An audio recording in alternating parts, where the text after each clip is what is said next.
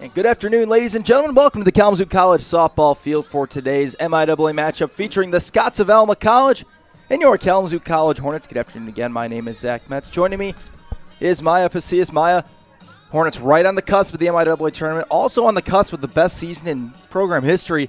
What has to happen today to get 2 wins? I think they just need to be clean on the defense, right? Offensively, their bats were awake on the doubleheader on Thursday, and I think they need to just keep that streak going, keep the momentum going, keep the momentum flowing within the team, and then just come out with the W today for both games. We thank you all for tuning in. We hope you enjoy the matchup. It can be getting underway in just a few minutes. Coaches meeting with the umpires as we speak. And we thank you all for tuning in. We hope you enjoyed today's matchup featuring Alma College and Kalamazoo College.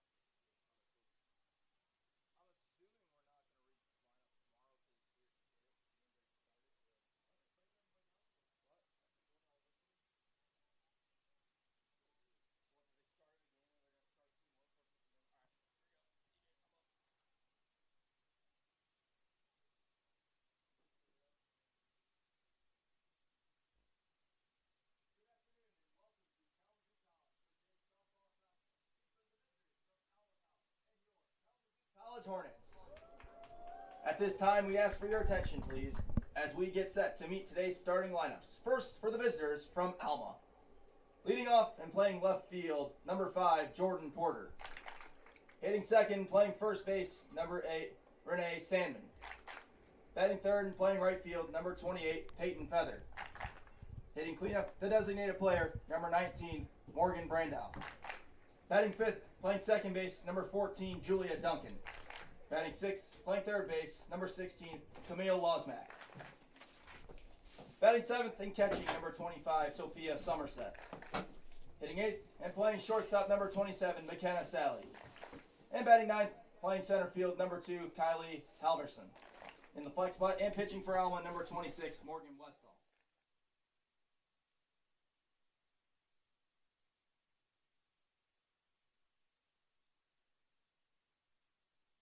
For the Hornets, leading off and playing left field, number 12, Brenna Fisher.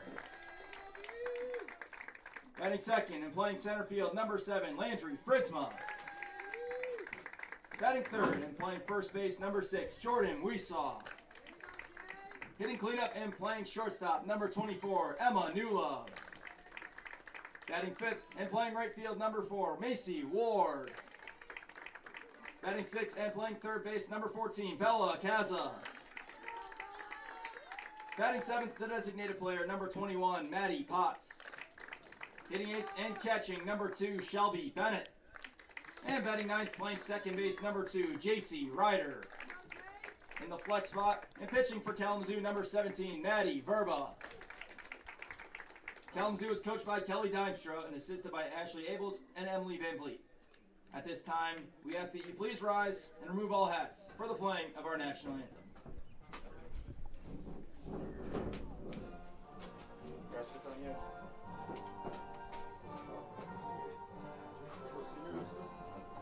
Senior distance after the game, which I'll handle, so you don't stick around for it.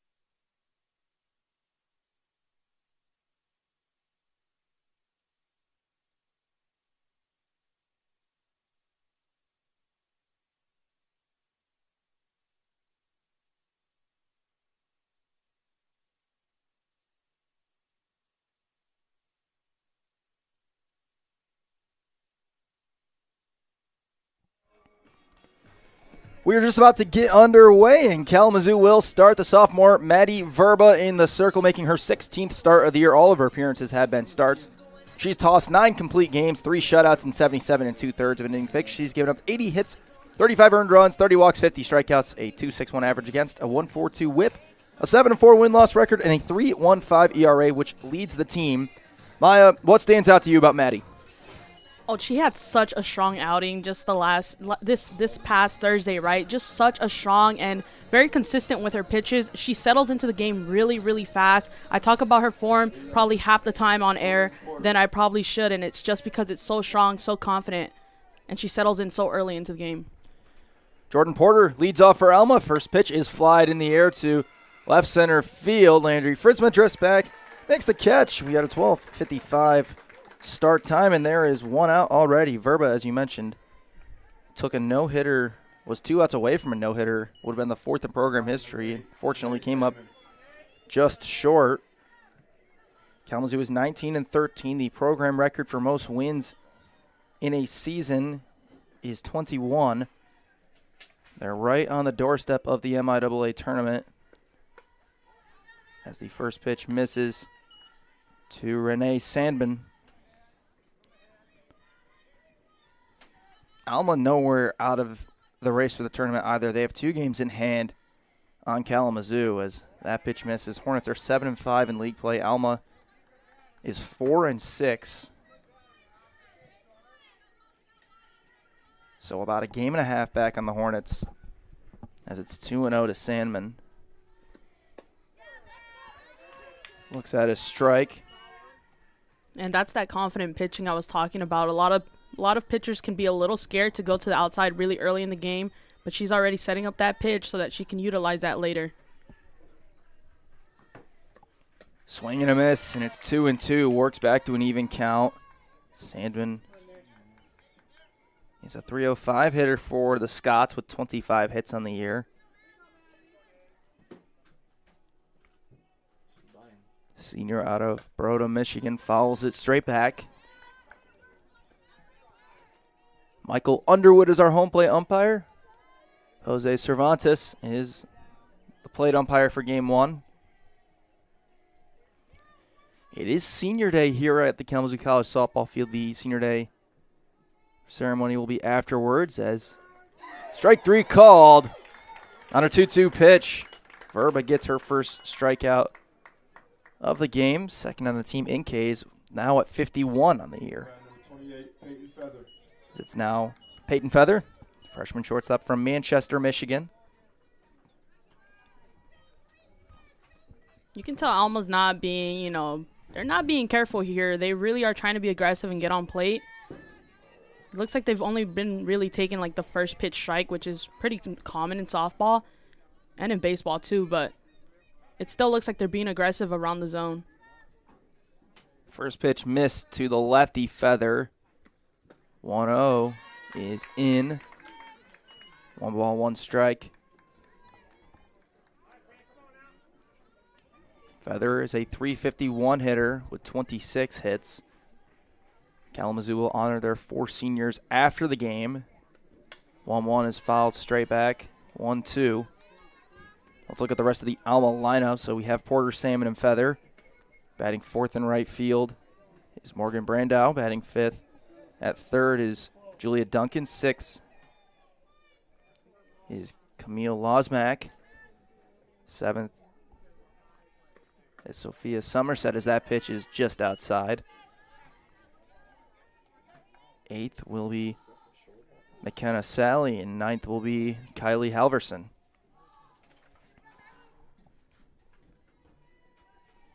Two.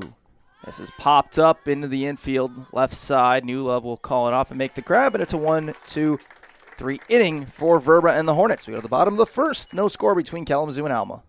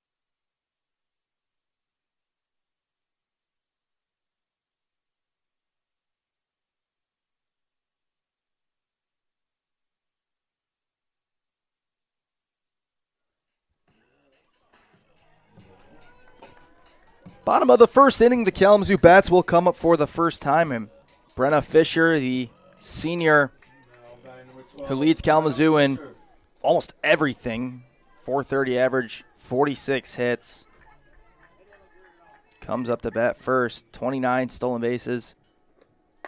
Looks at a first pitch strike from Morgan Westall for Alma. The junior from Breckenridge, Michigan, is making her 14th start, her 18th appearance, has 11 complete games. In 85 and a third innings pitched, she's given up 97 hits, 41 earned runs, 33 walks, 90 strikeouts, 2.84 average against. As that pitch outside, a 6-8 win-loss record, 1.52 whip, and a 3.36 earned run average. I think something that stood out to you immediately, Maya, was a left-handed pitcher here against a left-handed batter, as a 1-1 is down. Yeah, it definitely makes a difference, especially when you have someone like Fisher coming up to bat first. You know, she's just able to get an inside pitch a little bit better, a little bit closer on that line, and it adds a little bit more hesitation for these batters. That's fouled out of play. 2 balls, 2 strikes. As we look at the Kalamazoo lineup, it'll go Fisher, who's in left, then Landry Fritzma in center. Jordan Weesaw at first, hitting third. Emma Newlove hitting fourth at short. Macy Ward in right, hitting fifth. Bella Caza hitting sixth, as that one's on the ground slowly. Bobbled, and Fisher will be safe. It'll be an error on Alma. And it's just like Fisher just has this pull to be on base. Like you said, it was a really softly hit ball, and then just got the fumble out of it. Still safe at first. She's 3 stolen bases away from tying the single-season stolen base record. Finish out the lineup as we had Kaza hitting 6th at third. Maddie Potts hitting 7th. The designated player, Shelby Bennett, 8th. Catching, J.C. Ryder, 4th.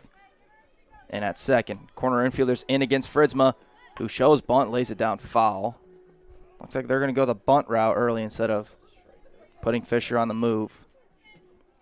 Fritzma, in her sophomore year, with a 2.68 average. 30 hits, driven in 22 runs, has 6 triples. That's outside.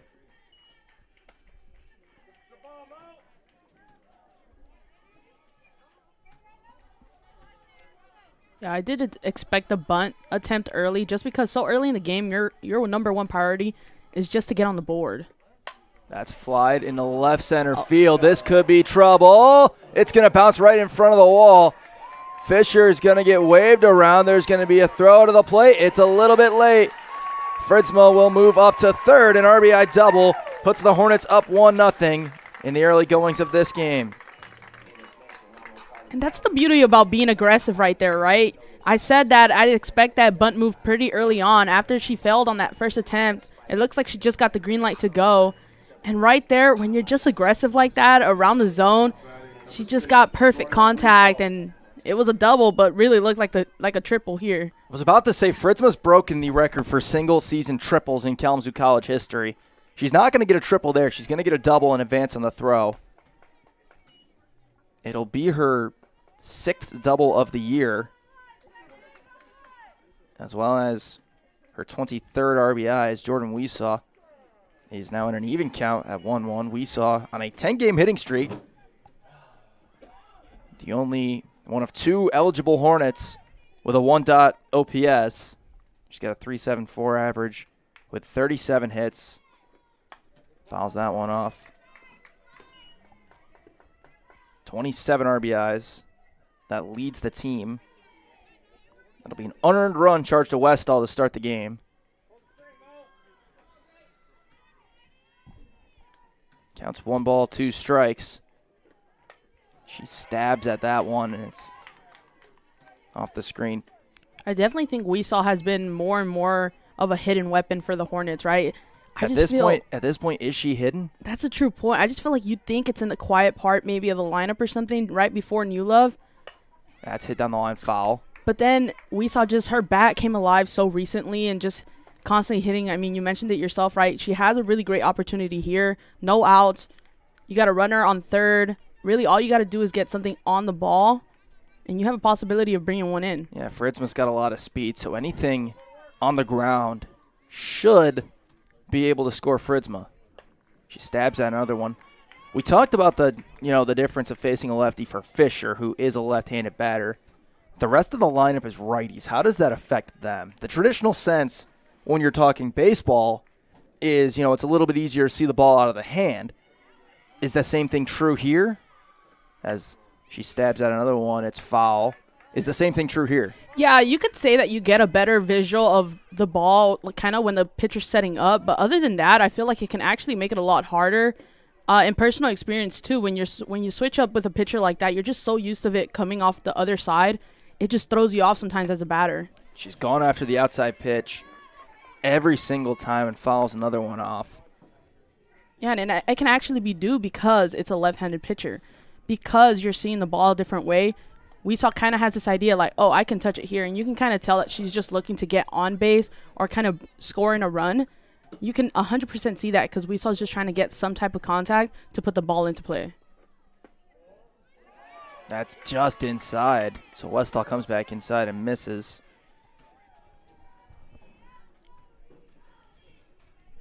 Westall is 6th in the MIAA in strikeouts, behind some of the best arms this league has to offer. Is a 2-2 is another outside pitch that's shot down the first base line and foul.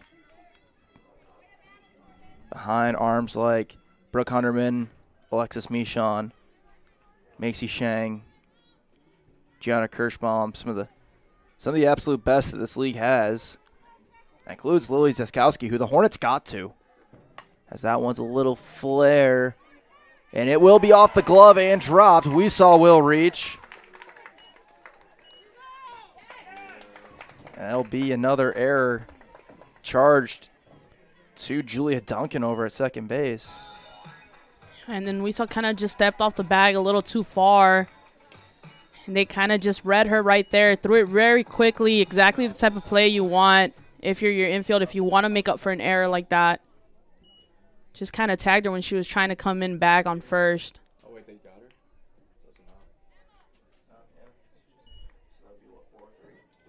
I got a bit of a huddle here. Might be because Emma Newlove is up to bat now. Such a dangerous batter for the Hornets. Batting number 24, Emma Newlove. Newlove will come out. As you mentioned, Weesaw came off the bag and was tagged out. It'll be an error. A run will score. Weesaw won't get an RBI. That's the pitch in for a strike to Newlove.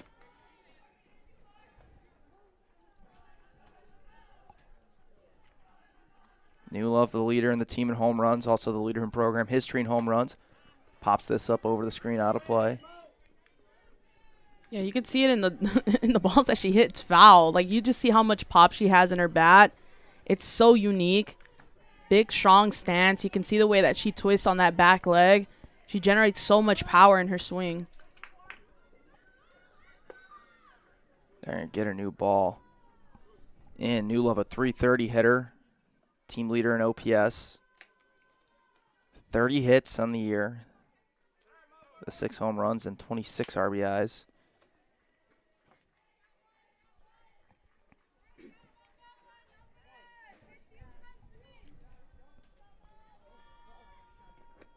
Oh, 2 foul tipped into the glove for strike 3.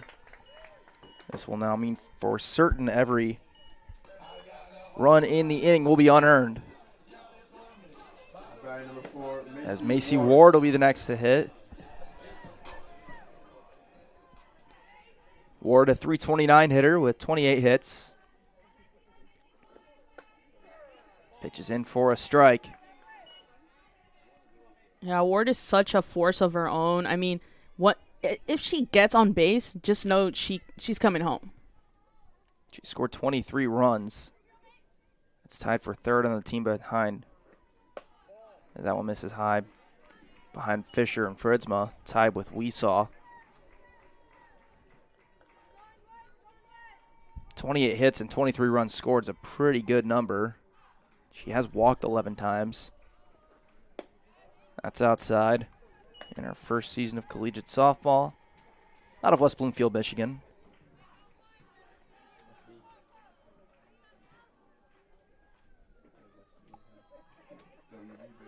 Puts that 5-6 base hit.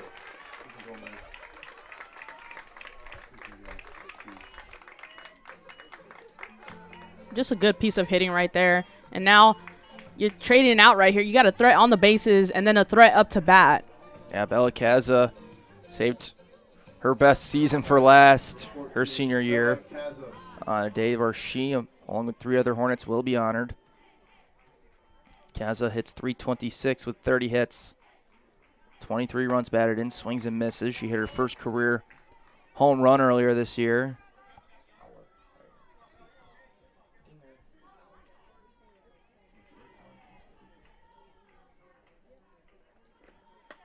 One's outside. The only other lefty in the lineup aside from Fisher. It's 1-1. Ward does not have any stolen base attempts this year. That's outside. 2 balls, 1 strike. I respect Miami, but there's no way they can. I don't think they're gonna be like. It's gonna be 4-0. It's gonna be 4-0. It's 2-1. Westall winds up.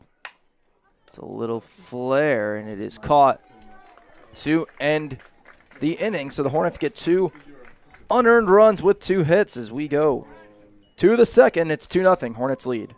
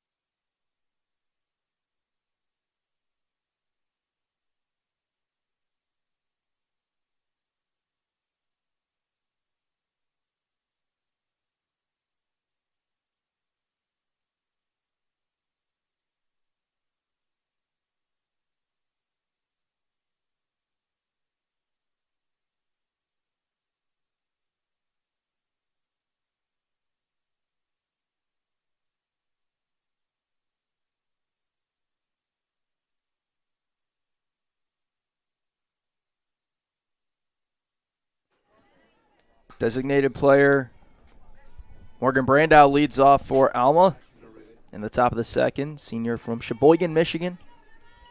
Looks at a ball. Let's look at the Hornet defense to start the top of the second. You got Maddie Verba pitching, Shelby Bennett catching. As the 1-0 is in for a strike. Jordan Weishau's at first, J.C. Ryder at second, Bellicaza at third, Emma Newlove at short, the outfield from left to right. Brenna Fisher, Landry Fritzma, and Macy Ward. 1-1, hit hard, foul.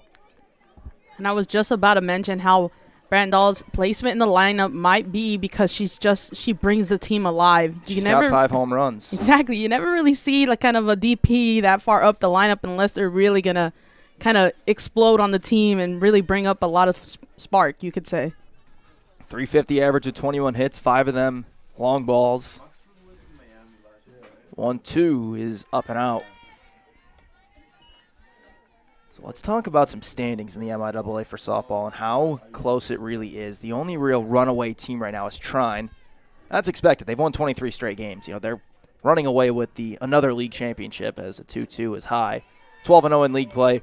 Calvin's in second. They played 10 games. They're at 7-3.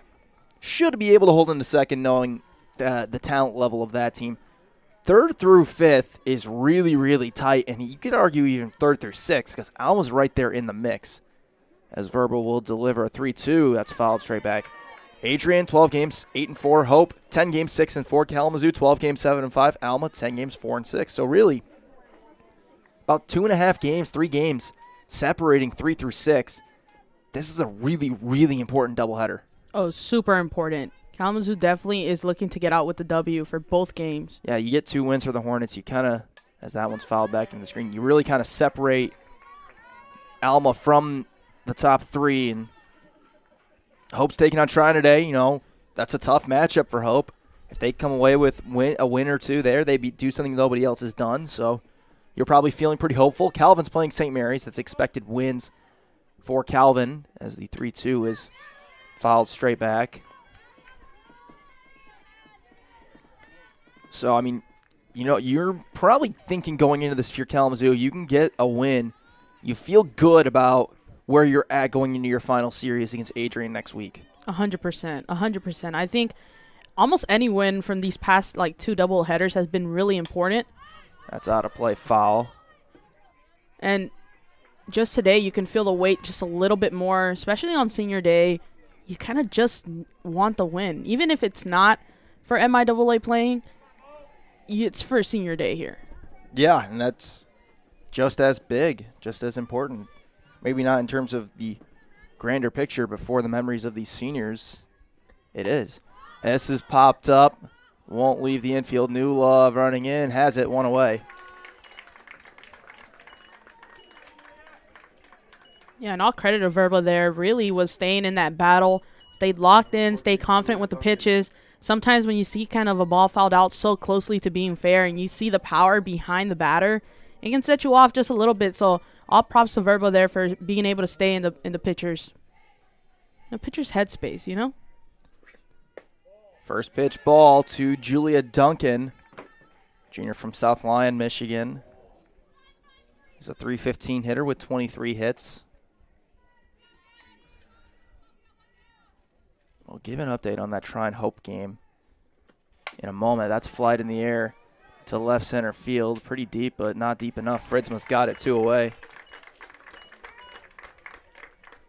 No scoring through 1 between Hope and Trine. That's a matchup of 2 of the league's best pitchers with Alexis Michon and Gianna Kirschbaum. Number 16, Camille Lozmack. As Camille Lozmack comes up. Freshman from Galion, Michigan. Looks at a ball. A lot going on in Hornet Athletics today as some postseasons getting underway for a lot of teams. Women's tennis taking on Trine. Baseball has a doubleheader against Olivet after game 1 of their series was postponed half an inning in yesterday. So they get a doubleheader with the Comets. Women's lacrosse is at Calvin for the MIAA tournament. Men's lacrosse is at Albion for the MIAA tournament. That game's at 4:30. We'll get you the score updates in a moment. As that's fly to center field, we'll give you the scores. In the bottom of the inning, another 1-2-3 for Verba. We go to the bottom of the second. It's 2-0 Hornets.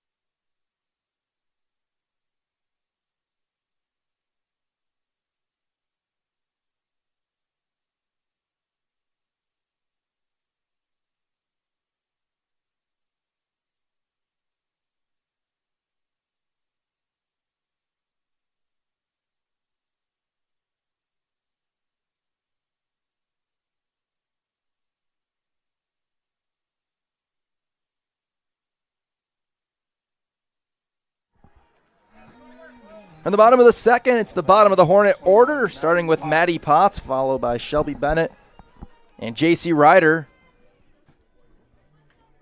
First pitch to Potts is outside for a ball. We'll talk Potts' numbers then. As promised, we'll give you some scores in K Athletics. Potts at .288 hitter, making her 21st start. 17 hits on the year for the freshman from Wellston, Ohio. That missed. It's 2-0. So, promise you scores from around K Athletics. We'll give you those right now. So here it's 2-0. We'll start with baseball. Why it's the first on the ticker.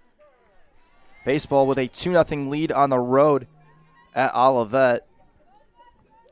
They got a sack bunt RBI from Logan Lockhart. They got a score. Caleb Moore scoring on a throwing error in the top of the first as Potts swings and misses to even the count. Lockhart's going to be pitching in that game as well. He is something to watch on the mound, especially with the way he's been throwing recently. We'll move over to women's lacrosse in the MIAA tournament against Calvin at Calvin, as the 2-2 is swing and a miss for strike 3. Calvin jumps out to a 5-1 lead over Kalamazoo in the first quarter of that game. The lone Hornet goal comes from Natalie Mackey.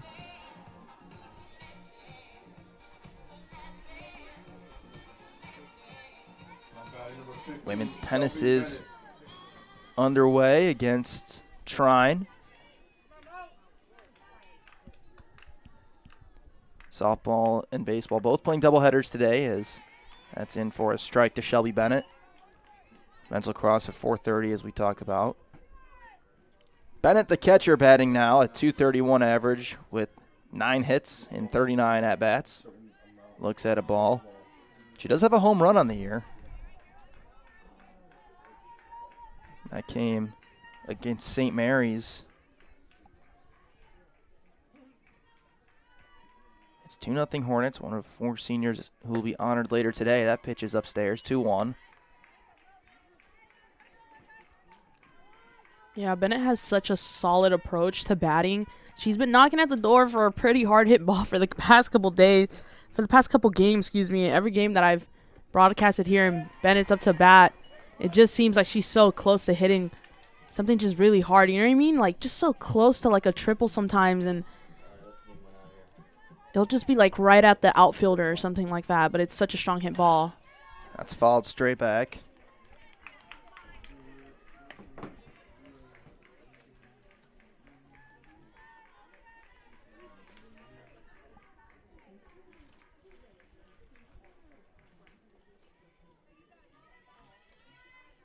Two to Bennett is high.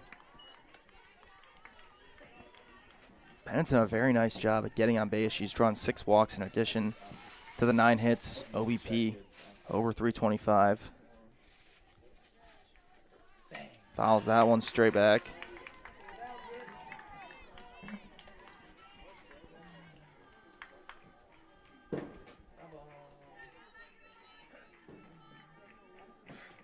It's 3-2 again. Ryder the next to bat. That's popped up. Right side foul territory. Sandman was able to make the catch. And there are 2 away.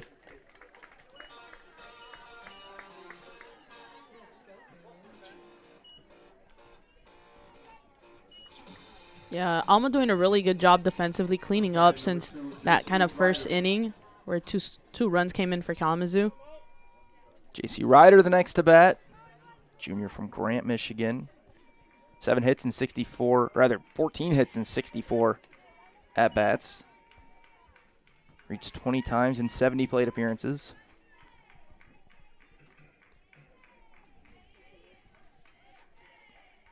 (1-0) is straight back. Ryder will look to extend to the top of the order.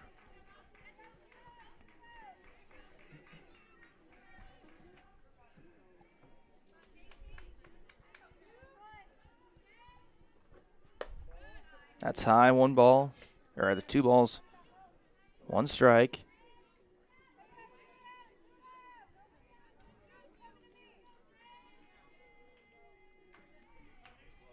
Comes a 2-1. Low and out, 3 balls, 1 strike, with Fisher and the top of the order awaiting. Yeah, Ryder able to work herself into a batter's count. She goes after the inside pitch. It's straight back. Ryder already doing a really good job to protect the plate here. She's just going to have to tighten it up a little bit more. Anything close on the zone, she's going to probably want to go for it. Full count, 3-2 is fouled off again. Seen some long at-bats from the Hornets thus far. Which is good. The more pitches you see, the better of an eye you have for the pitch. And then when you come up to bat again, makes it easier every time. You rack up more information on these pitches.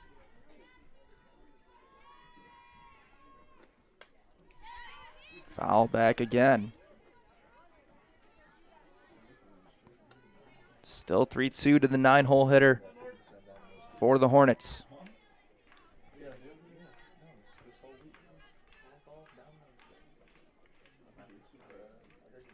Payoff 3-2, swing and a miss. Westall picks up 2 strikeouts for a 1-2-3 bottom of the second inning. We go to the third, 2-0. Hornets lead.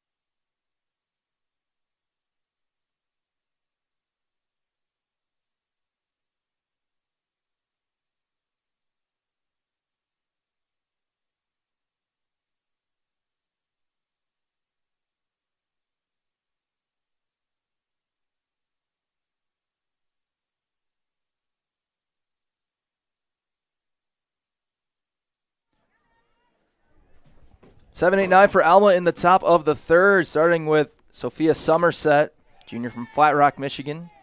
Looks at a ball.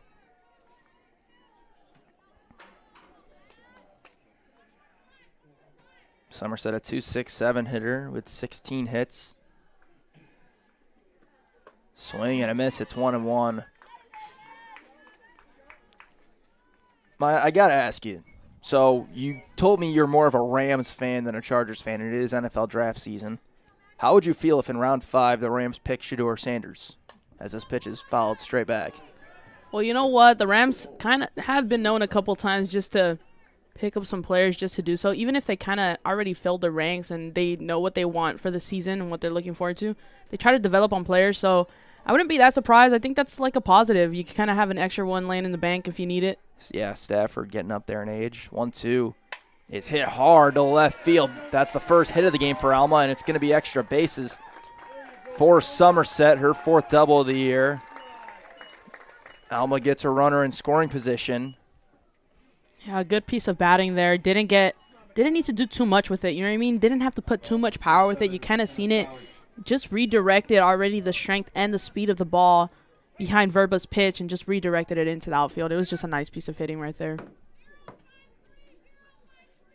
Up comes McKenna Sally, sophomore from Dundee, Michigan. First pitch, strike. Sally, 234 hitter with 11 hits.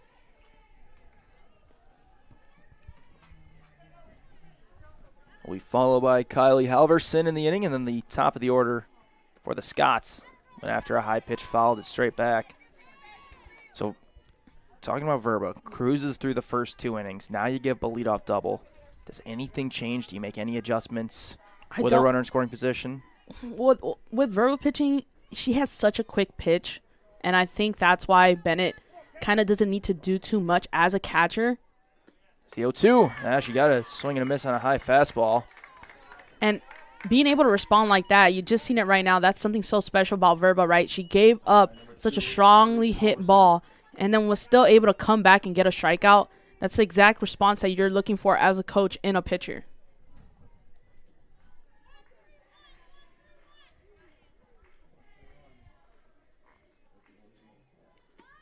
Halverson shows bunt, pops it straight back and foul. Kylie Halverson, senior from Grand Rapids.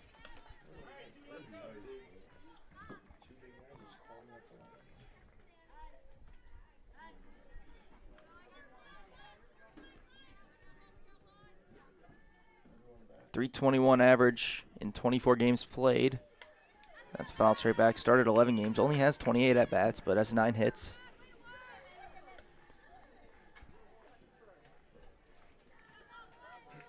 Verba, we're working with a 0-2 count right now. I expect she can probably play a little bit in the outside, Might go inside, though. Goes outside. It's fouled straight back. Alma is 12-16 overall. By my rough calculations, they're a game and a half back of Kalamazoo in MIAA play. They're 4-6 in league play. 8-6 on the road. They've been pretty good on the road. Kalamazoo 19-13, 7-5 in league play. They've been pretty good at home, 8-4, as that's upstairs. The Hornets will have this doubleheader and then one more when they hit the road a week from today to take on Adrian to finish their season. 1-2 is fouled off by Halverson. Top of the order awaits for the Scots. One down.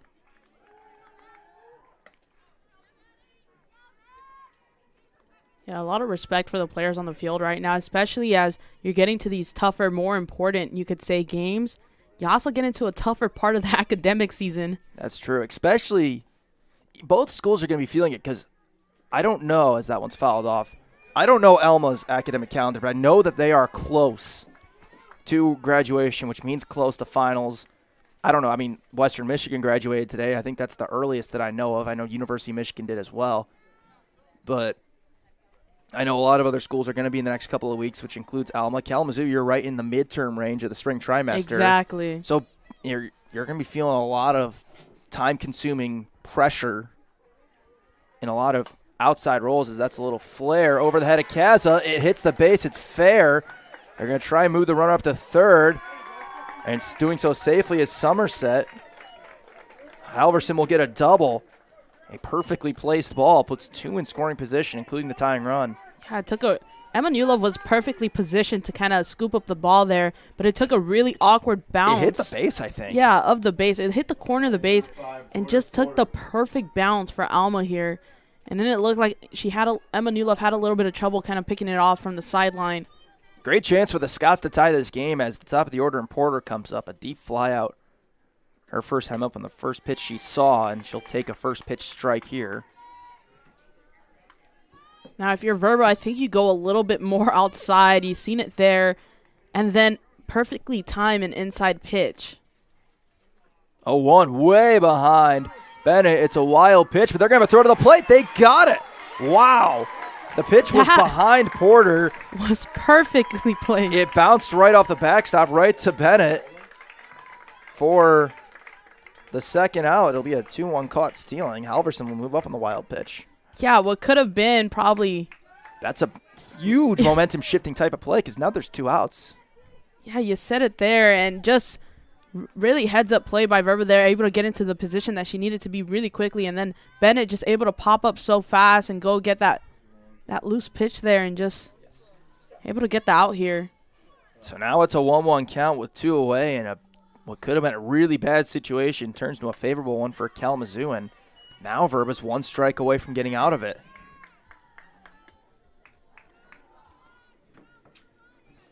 Sometimes the ball just bounces your way, and it's not a huge backstop that's far from home plate here, so things like that can happen. 1-2 is high, and it's 2-2 to Porter. Porter, a 3.61 hitter, 35 hits. Junior out of Manchester, Michigan. Even count. Alma got their first two hits of the game in this inning. That's flied out of play over the Scots bullpen.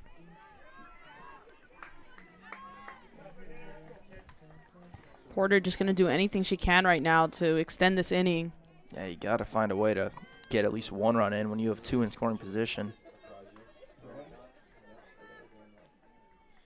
2-2 is high. Count is full. Renee Sandman awaiting. And these 3-2 counts, Verba is not afraid to go and pitch where most pitchers are afraid to pitch, right? You don't want to go right down the middle, and I think Verba just has the confidence sometimes, kind of put it wherever she wants. Goes inside. Porter fouls it off. Right off the inside part of the bat. It's 3 balls, 2 strikes.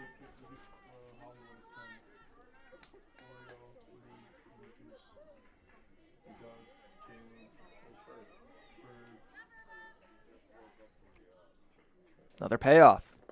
That's inside a hitter, which will put the runner on. It's a little bit of a better situation for Alma, but still not the best. So you're still working with 2 outs. You still need a knock, as Sandman will get the chance to do it. Struck out looking. Her first time up. Sandman's got 8 RBIs on the year.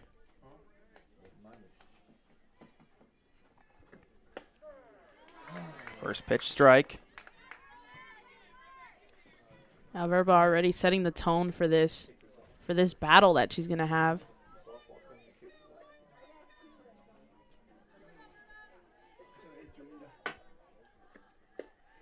That's low.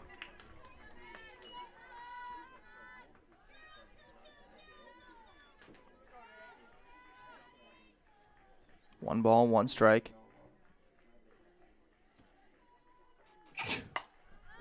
That's flied into shallow left center. Fritzma there. Got it. And Verba and the Hornets get out of the jam and put a 0 on the board. A little bit of improbable fashion, but the Hornets escape, allowing nothing. We go to the bottom of the third, 2-0. Kalamazoo leads.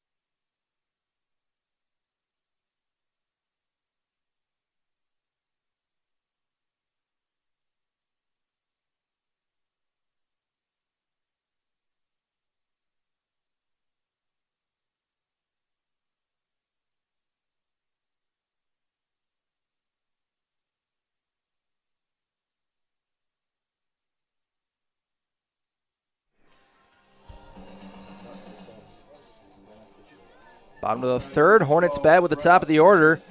Fisher, Fritzma, Weesaw. A couple score updates. We'll start women's lacrosse. It's now 8-1 Calvin in the second. Women's tennis takes the doubles point. As Fisher puts a slow roller to third. The throw to first. Not in time. Infield single for Fisher. That's that speed Fisher has. That's what it creates, just opportunities for Kalamazoo. That makes it really tough on infielders. Sally fielded it and got it out quickly, but just couldn't get the out. Now batting number 7, Landry Fritzma.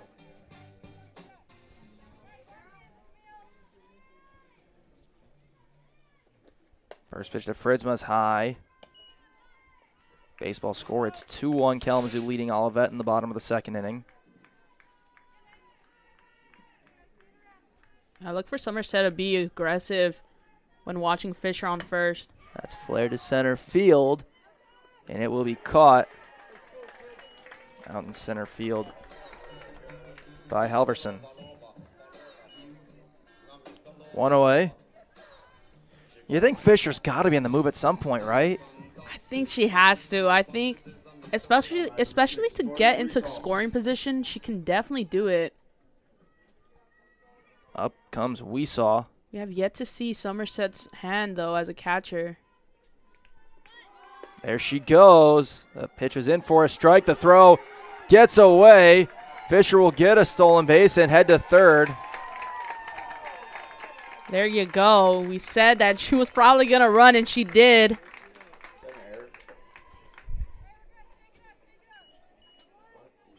Fisher all the way on third now, just setting it up perfectly for Weesaw. Weesaw now just needs to touch the ball, really. Weesaw so good in these moments.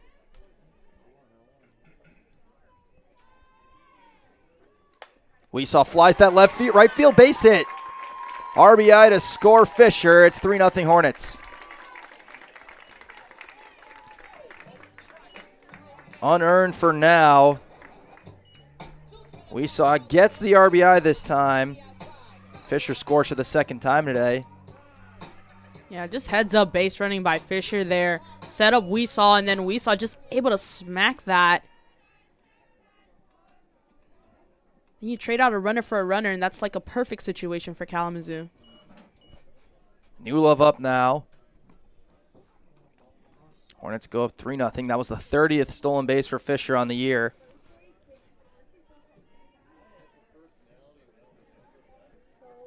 Two away from tying Lizzie Rottenberg's record. That was set last year. Now batting number 24, Emma. New Love struck out her first time up.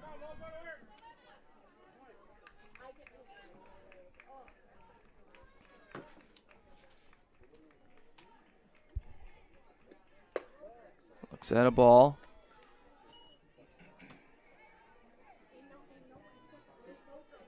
Yeah, look for Weesaw to be aggressive on that lead. So tall, she'd be able to come in safely if they try to pick her off. You talked before about her height and how tough it is to pick her off just because how long her arms are. Exactly, because if she does that when you slide back into first, she's going to be able to get under the tag, especially with her reach. 1-1. That's high. 2 balls, 1 strike. 3 errors charged to Alma in this game. So far, every run is unearned. Now, that last one could change, as that's in for a strike. If New Love picks up a single or better here.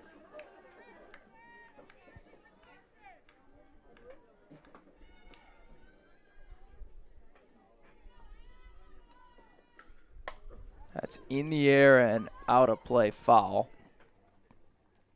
You can definitely tell when New Love Stance gets really confident. Right there, had a lot on the ball. Just sent it in the wrong direction. Still 2-2.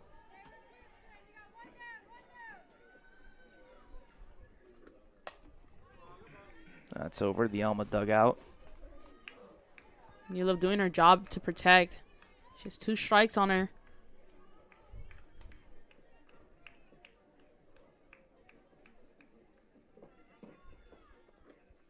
That's fly to center field. It's pretty deep. It is gone. 2-run shot for New Love. That's number 7 on the year.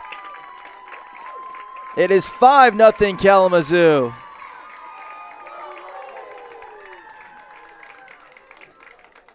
Well, you heard me talk about it. Every time she comes into bat, Emma New Love just so much power behind her swing. She sets up so confidently, such a big swing. And when you make contact like she just did, it was gone for.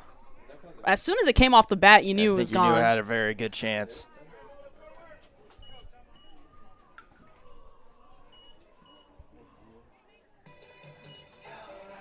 Now batting number 4, Macy Ward. Up comes Ward now, a 5-0 Hornet lead.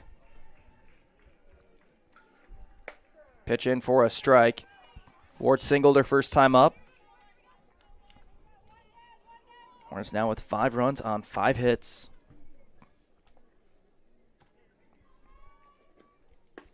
That's in for a strike as well. All those runs become earned now.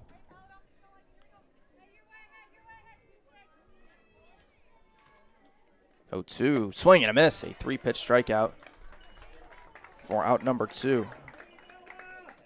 As up comes Kaza. And you almost felt there.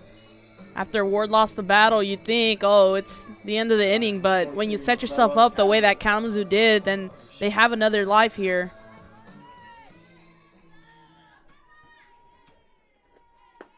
First pitch in for a strike.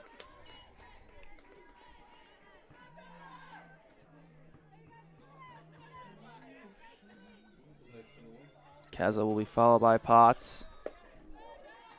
That's outside. Popped out her first time up.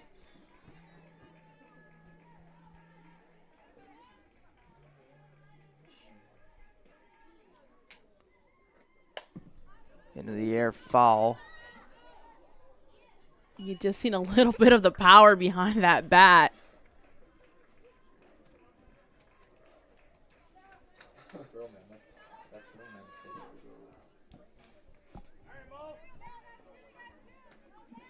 Kaza's got the ability to go deep.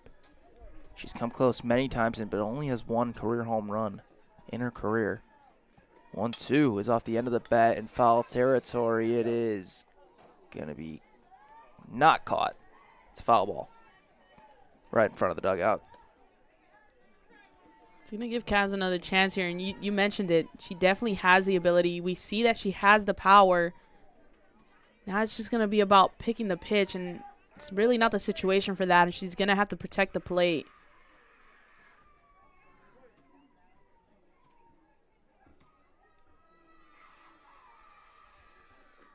One, two off the end of the bat and foul. Trying to extend the Potts.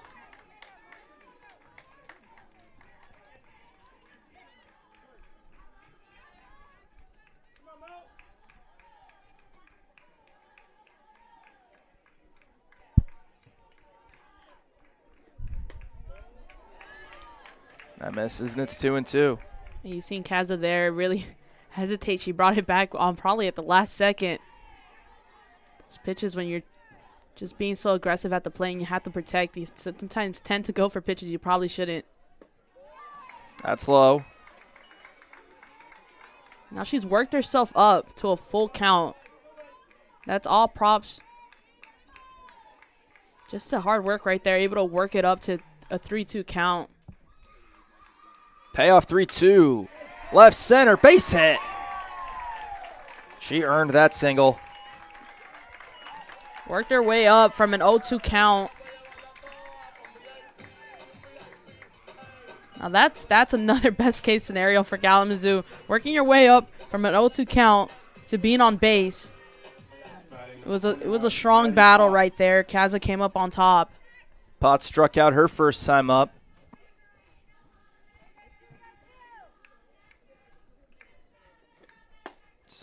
Half swing, she went around. Strike one.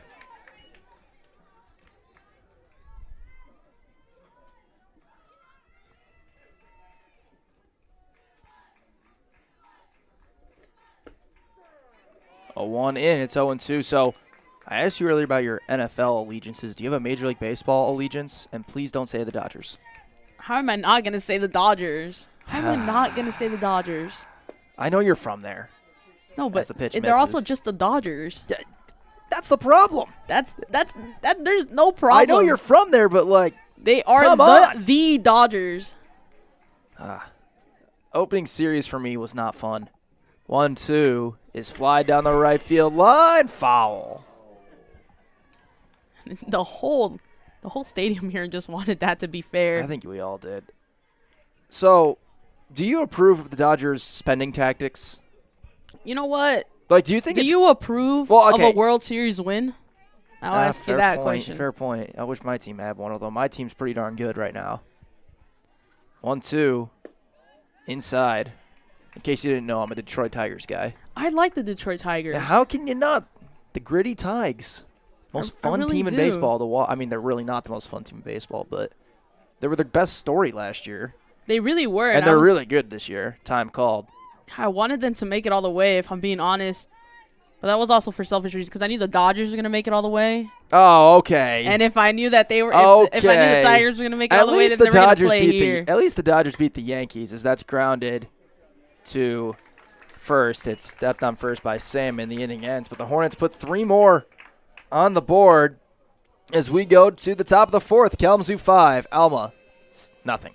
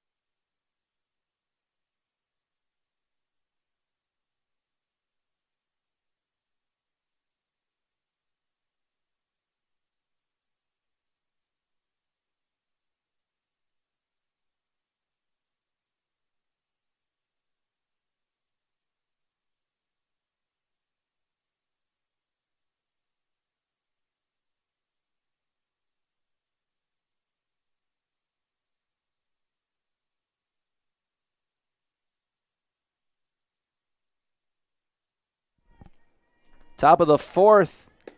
Strike one to Peyton Feather. So on the topic of Maddie Verba, who gave up a couple of hits, got out of the inning, allowing nothing.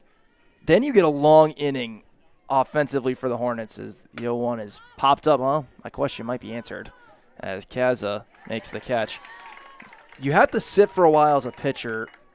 One, what do you do like when you have a long inning, you aren't out there for a while? Two, does that have any effect on you sometimes, especially when you're pitching well, when you have to sit for a while during a long inning? That's a great topic actually to bring up, and it's a lot of just keeping your arm warm and just staying in the mentality of getting strikes, right? Because sometimes you get a little comfortable or you get in your own head. But you've seen it here as this one comes down as a strike. You've seen it here, right? Verba already comes back into the inning throwing strikes, getting outs, and that's exactly, again, if you're a Kalamazoo coach, you want to see that in a pitcher. 0-1 misses low to Brandow. Designated player popped out her first time up. Yeah, what I will say is that these batters have already seen Verba at least once. So it does get a little bit harder, and Verba is going to have to switch up some pitches. That's a little jam shot to New Love.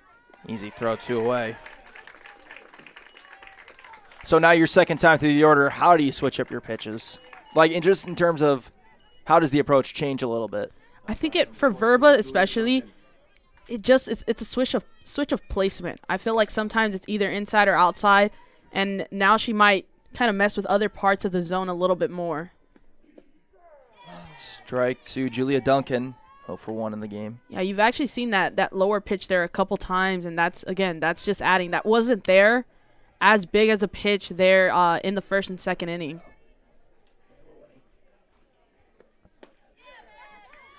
That is in. It's 0-2.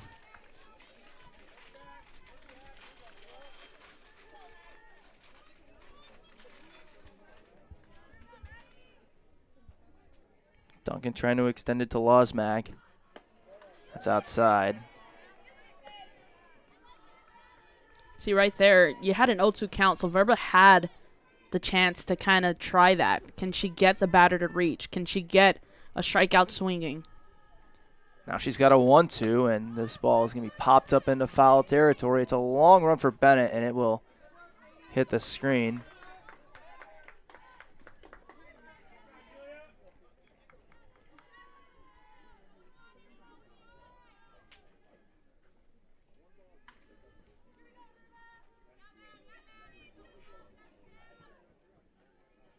So we'll do a 1-2 again. Pitches up and out. 2 balls, 2 strikes. We're in the top of the fourth. It's 5-0 Kalamazoo. And now you got that 2-2 count like you mentioned. Definitely expect Verba might try to come back inside. She might try one more outside, but I think it might be safer. She comes back playing within the zone. Balls fly to left field. Fisher. They're comfortably 1-2-3 inning for Verba. We go to the bottom of the fourth. It's Hornets 5, Scots nothing.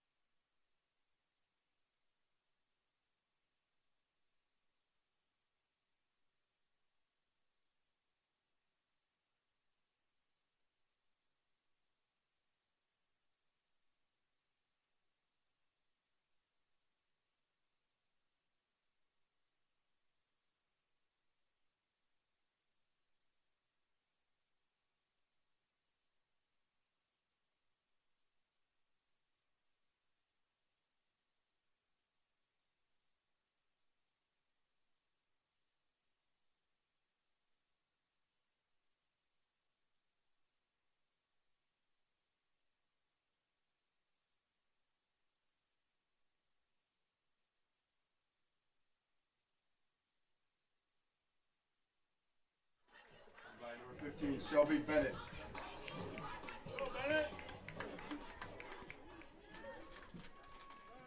Time's going to be called to start the bottom of the fourth as Somerset had some sort of issue.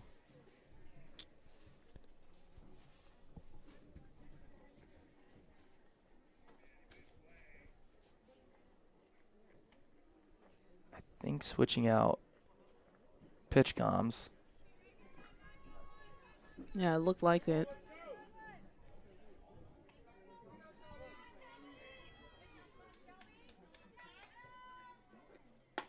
First pitch strike to Bennett, who popped out her first time up. It is Bennett's second time around now.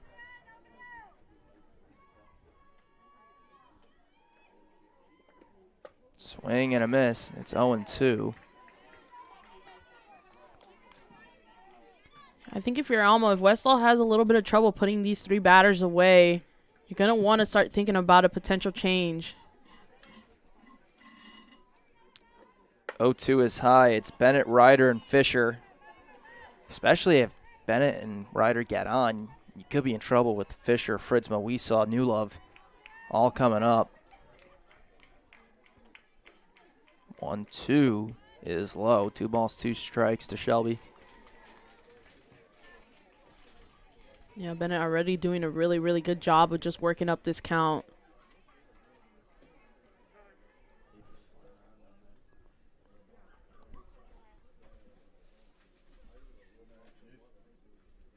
This time was called as we had a paper stoppage.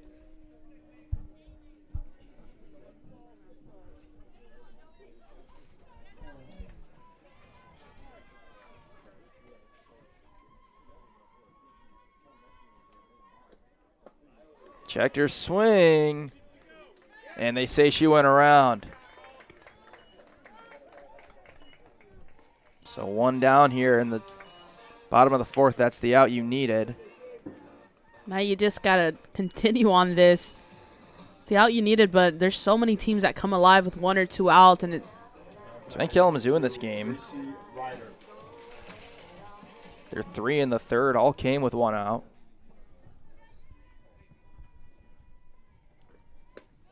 Pitch misses. Ryder struck out her first time up.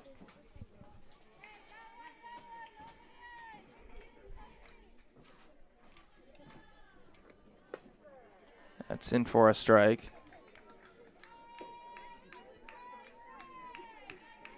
if Ryder can get on base here, she sets up Fisher really nicely.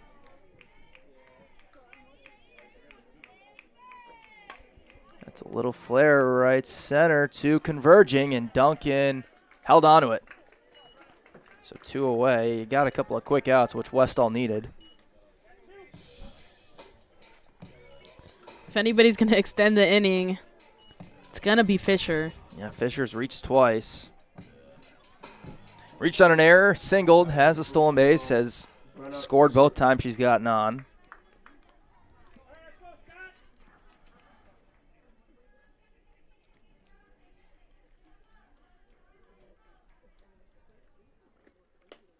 Pitch misses, ball 1. It also adds to it that it's her 3rd time around now. She has a lot of information built up as a batter on Westall's pitches. We're going to see if she can utilize that. 1-0 in. Don't think Fisher liked it.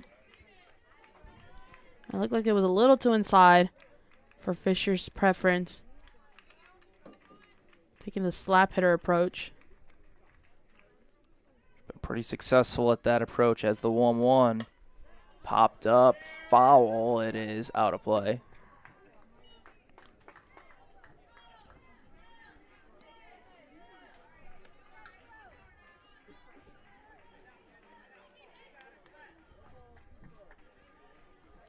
Looking to extend the inning for Fritzma.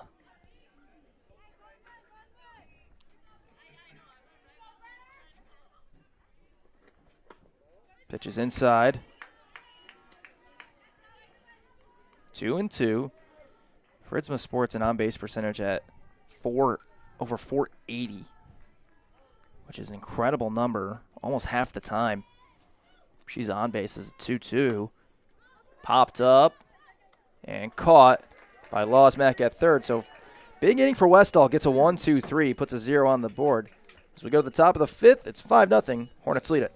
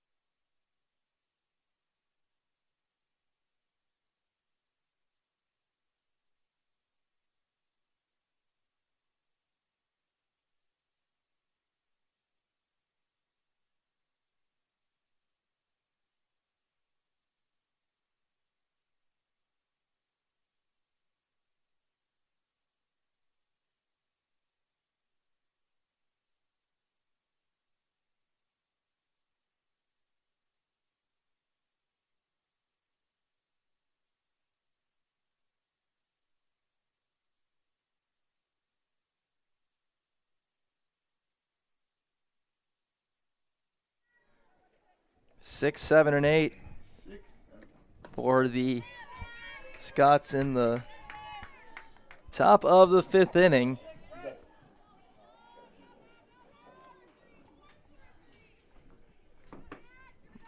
Camille Losmack looked at, strike one.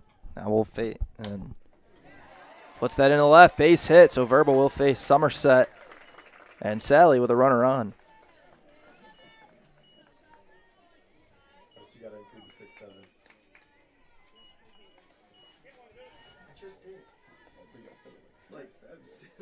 Now batting number 25, Sophia Somerset.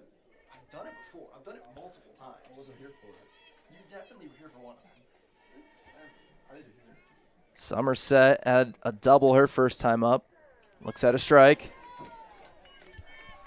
Was then thrown out on a wild pitch, turned caught stealing at the plate, which prevented Alma from getting on the board. That ended up being a huge momentum swinging play because the Hornets would get 3 runs in the bottom of that inning, and it went from, as that's a strike, what could have been a 2-1 game at minimum to now a 5-0 game where we sit. Yeah, such a big moment of the game, and it's just Alma needs to respond. They have an opportunity to do so here. Popped up, shallow right. Ward will see action for the first time today and had to make a snow cone catch. A little scary there. Thought it was going to bounce back out on the catch. We're going to get a pinch hitter for Alma as Sally's going to come out.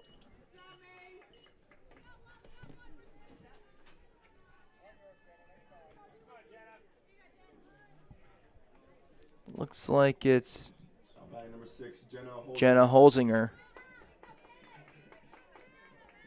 That was a good move here by Alma to bring in a pinch batter, I believe, just to kind of spark up the team. They're going to need some runs. It's the top of the fifth. Holzinger's played in 12 games rather, started 9, has 25 at-bats and 8 hits. Will hit in the place of McKenna Sally. Swing and a miss.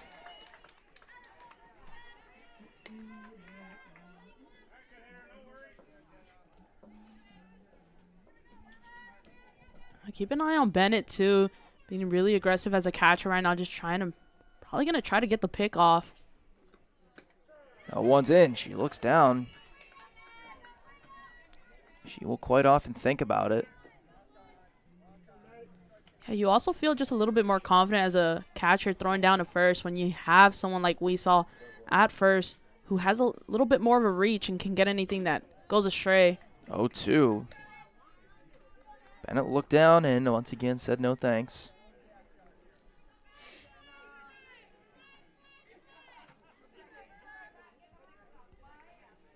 One, two. Up the middle, base hit. That's why you brought Holzinger in. Now there's 2 on, 1 out for Halveston.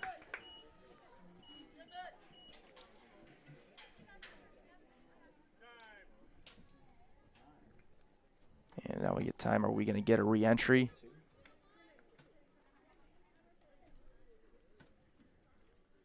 No, we're going to get a pinch hitter again.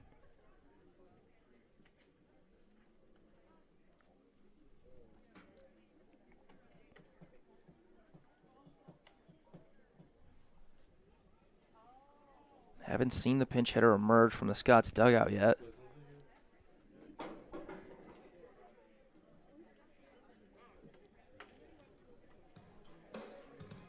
Well, if getting a pinch hitter once worked, they probably would try again, especially he got two on Now on we've base got now. some emergence. Emily DeMock. Did you see the note of the pronunciation yet about 23? No. That's how you said it. Demock. Emily DeMock. DeMock, sophomore out of Shelbyville, Michigan. Now this Alma team just trying to get some runs on the board. 11 at-bats for DeMock. 2 hits. Now batting number 23, Emily DeMock. 2 on, 1 out.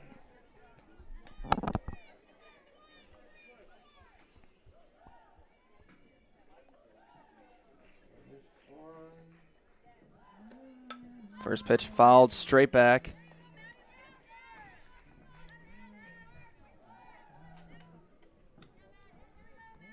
Alma trying to get on the board here in the top of the 5th.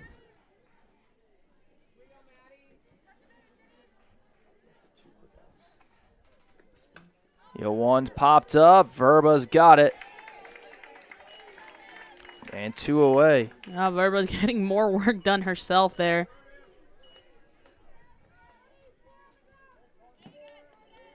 And now the top of the order comes up. Jordan Porter. 0 for 1 today, a flyout, and then was hit by a pitch.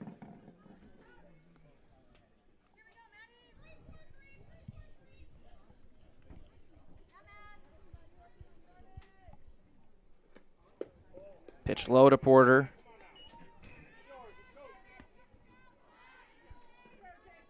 Now Verba's just going to reset herself here.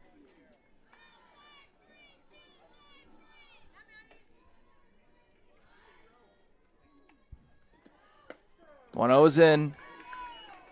Verba 1 out away from getting out of a jam.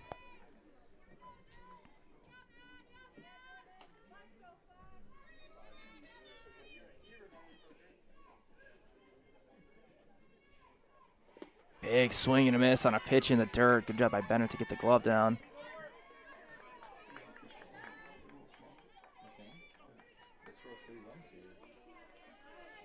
When you can back up your pitcher defensively like Bennett does, it really just adds to your confidence. 1-2.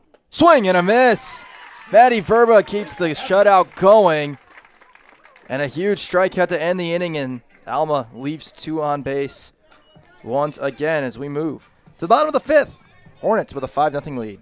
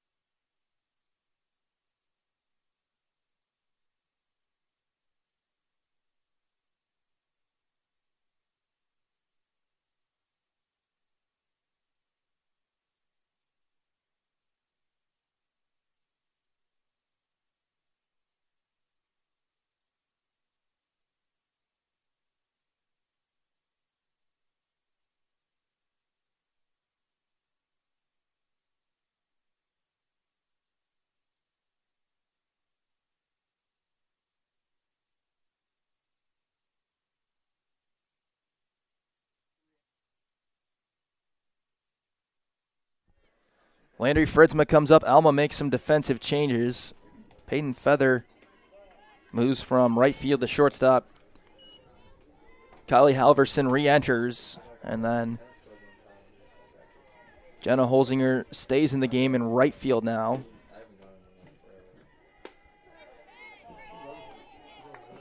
Strike one to Fritzma. I believe that's all the defensive subs we have. By the way, Kalamazoo baseball has just taken a 5-2 lead in the top of the fourth over Olivet. Got a sac fly from Cam Kelly and then a double from what I believe is Cooper Mills. 1 ball, 2 strikes to Fritzma, who's 1 for 2 today. Inside. RBI double in the first, fly out in the second.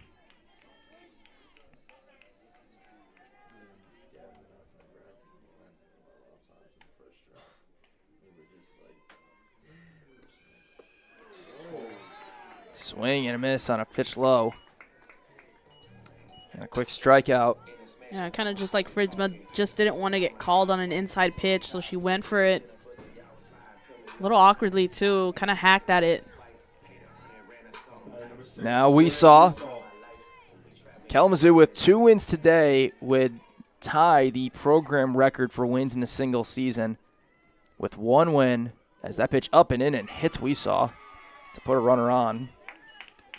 With 1 win, it would become their second 20-win season in history.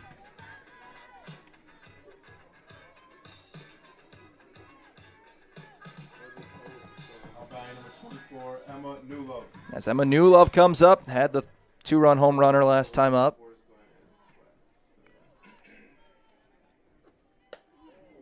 Pitch up and inside.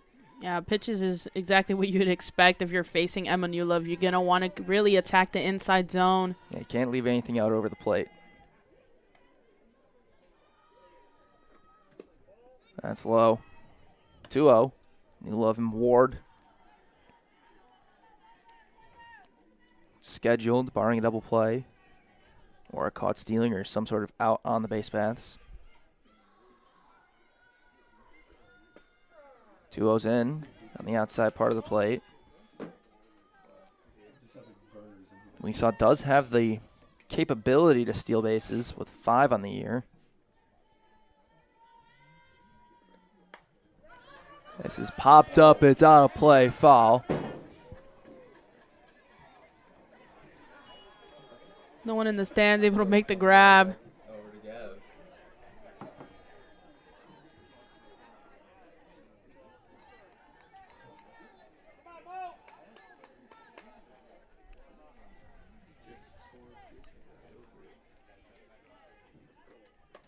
Two is inside, and it's 3-2.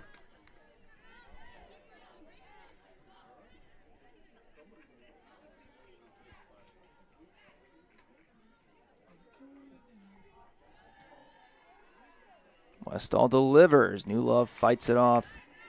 Kalamazoo's done a really nice job at forcing long at-bats. Westall does have 5 strikeouts, but most of them have not been easy. Yeah, Newlove just doing a really good job right now of staying on top of the plate.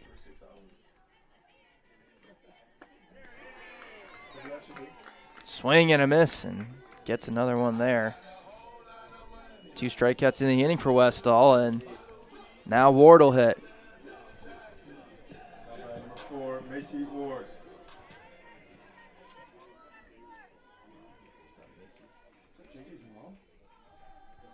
If we can get Ward on base. It's extended to Kaza. Time will be called.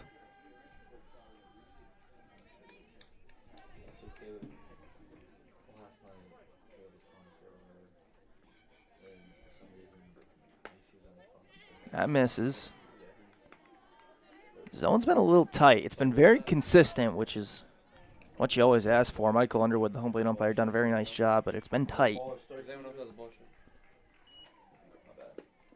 That's in for a strike, and it's 1-1. Yeah, and you know what? I think as a player, you'd prefer a consistent zone. Yeah, I mean, you get a little bit of a sense of where everything's going to be. That's in. It's 1-2. I'd expect Ward to be a little bit more aggressive now, especially playing with 2 strikes. Also 2 outs, just trying to keep the inning alive for the Hornets. 1-2 is fought off.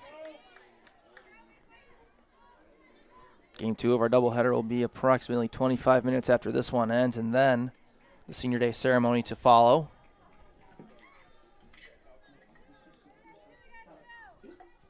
We'll get some softball score updates in a moment around the MIAA. The one that really has meaning as that pitch misses high. Trying and hope in the top of the 6th inning now and trying with a 4-0 lead.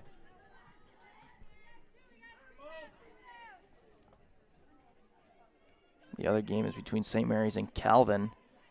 And Calvin picked up a 7-0 win in that one. Left field base hit. There you go, and Ward just didn't do anything fancy there. Again, just redirecting what was already behind that pitch.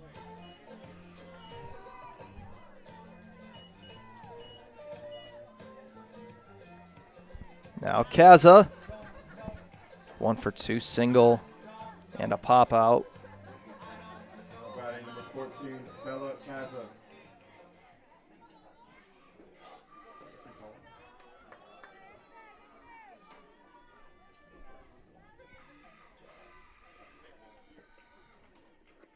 Kaza rips it foul. Hit hard. Did you see the turn that she had on that pitch? So quick. Again, Kaza just has so much power behind her swing, and you can see how quickly she swings.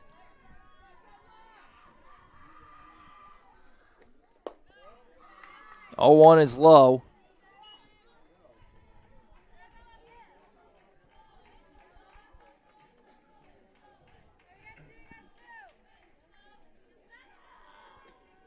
In the dirt.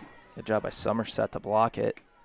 2 balls, 1 strike. We saw who was hit by a pitch stains at second. Ward, who singled, is over at first. Kaza looking to extend the inning. She'll foul it off, and it's 2-2.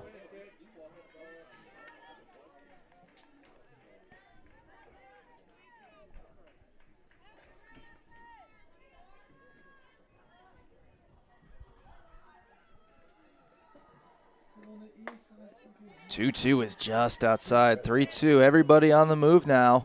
Yeah, and Kaza just a really nice job of holding back. You seen she wanted to go, and then held off just long enough to see that that ball was going to end up outside of the zone. That's up the middle. Base hit. We saw will get waved in. Ward will head to third. 6-0 Hornets. Kaza picks up a senior day RBI.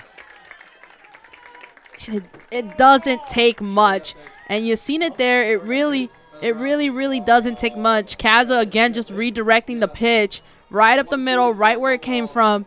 And then there you go. She almost clears the bases. She sends Weesaw to third.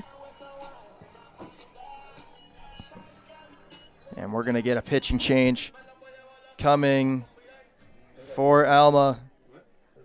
Excuse me. Tell you about that when we come back. Yeah, and you know, I mentioned Weesaw to third. I meant Ward. And Ward so quick. So now when we come back, anything hit, I mean, it could potentially bring Ward in.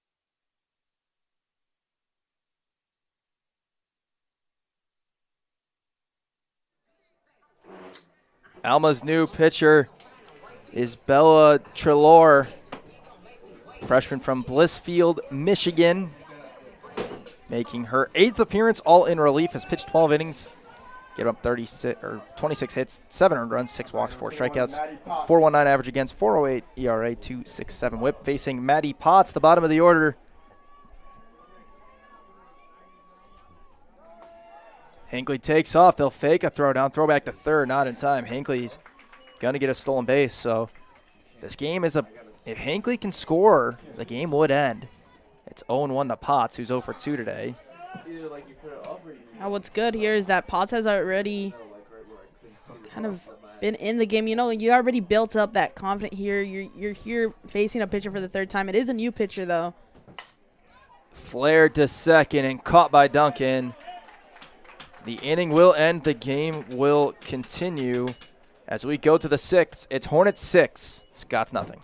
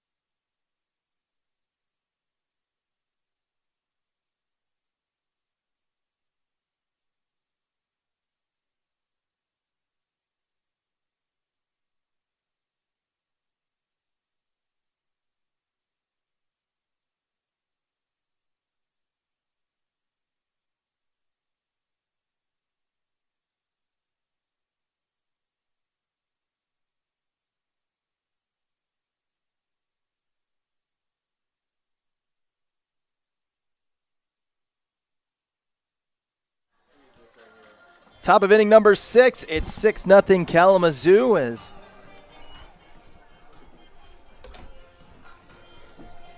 Maddie Verba will look to continue to deal as she has in this game. Number 8, Renee Sandman.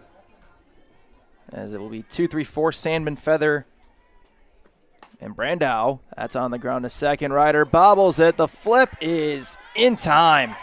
Ryder was able to recover and get the out. Yeah, good on Ryder there. Like you said, when you bobble like that, you just want to be quick in your movements. You don't want to look too long at the mistake. You don't want to look too long at the ball. You want to get it quickly out of your glove. She was still able to come in and get the out.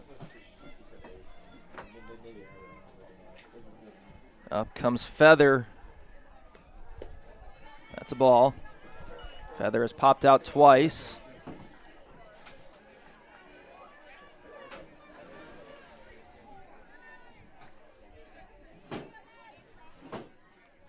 One ball, no strikes. On the ground, too short. New Love with a nice play. The throw. We saw they said was off the bag. Yeah, it was really close there. Maybe Weesaw just took her heel off just for half a second to get closer to Emma Newlove's throw. Newlove doing a really nice pickup, scoop-up play there. Just didn't play out the way that they wanted to. So Feather reaches one down here in the top of the 6th. Hornets will have Bennett, Ryder, and Fisher in the bottom. Brandow's 0 for 2.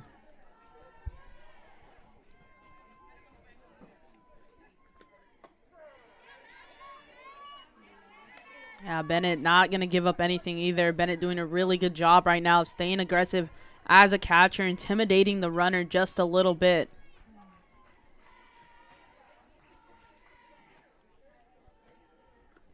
Hit hard and foul. Makes it 0-2.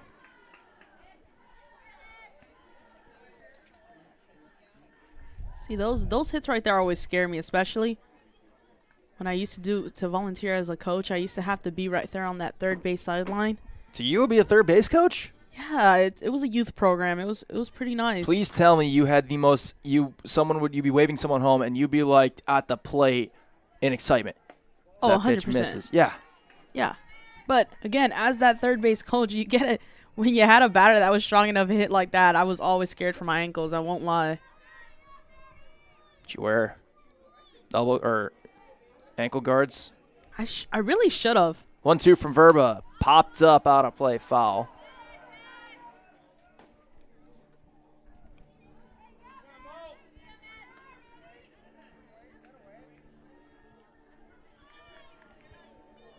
Duncan, well hit, barring a double play. And Verba can try to go for a chase here. 1-2 just missed. Verba thought she had it. That was really well placed. I always talk about the placement behind Verba's pitches. Really confident.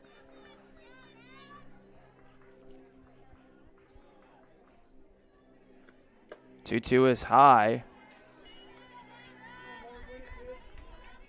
Count is full now.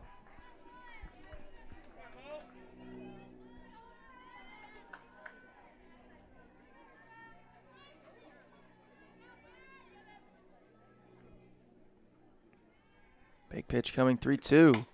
Roped to left and foul. Oh, boy. Oh, and if you're Kalamazoo, you just took the biggest of breaths. Huge break. That ball looked like it could have, I mean, if it's hit a few degrees higher, it's probably gone off the foul pole, and then it just lands in foul territory. Extremely lucky. A break for Verba and the Hornets.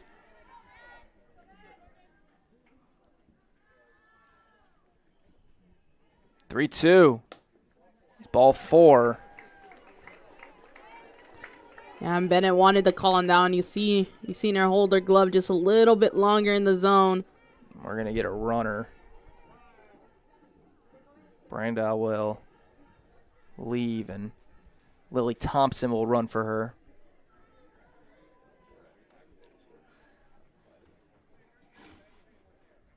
Yeah, if you're Verba right now, you just want to continue sticking to the same stuff you've been throwing, I think. She had a lot of success with that inside pitch around the 3rd inning, and I think she can go back to that. Duncan comes up in an 0 for 2 day. Julia Duncan. So now Thompson at first and Feather at second. Another runner in scoring position for Alma. That's on the ground to third. Kaza will step for one. The throw in time, a double play. Such a strong throw by Kaza and a great turnaround. So immediately the inning ends and another 0 posted by Maddie Verba. We go to the bottom of the 6th. 6-0 Hornets lead.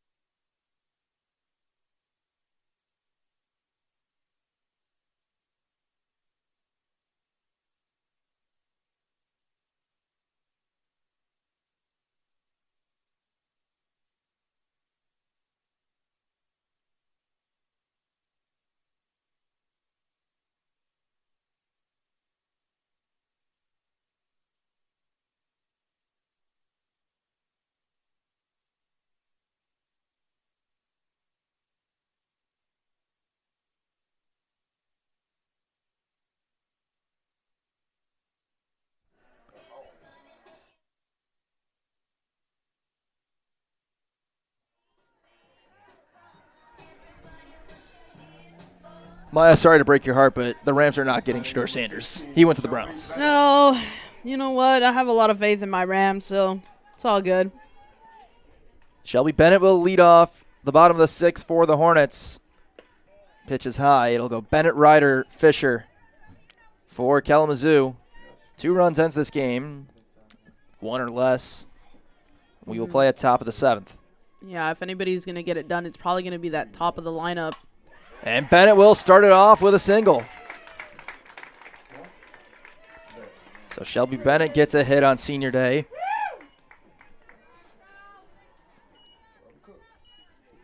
So far, all the seniors with hits today. Of course, the only other one is a pitcher. It's Jordan Cook, who presumably will start game 2. As Ryder will be the next to hit. The infield, corner infielders in, anticipating bunt. Ryder shows it, lays it down. It's fielded by, as Bennett's going to try for third. The throw there in time. Wow. You think Bennett was going to get a little bit lucky. She did a heads-up turnaround second, but that throw was just there. And it kind of looked like she went down just a little late. Maybe she should have started her slide just a little bit earlier. Either way, got caught up in the run, and it's going to be 2 outs quickly here for Alma. And a good job by Losmack to get back. So it'll be 1-4-5 for the double play. Ryder will still get the sack bunt as Fisher fakes the bunt, pulls it back in, looks at a strike.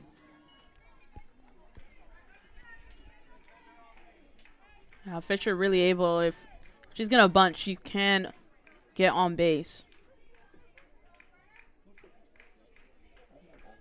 0-1, down and out. Bella Trelor back out after relieving Morgan Westall.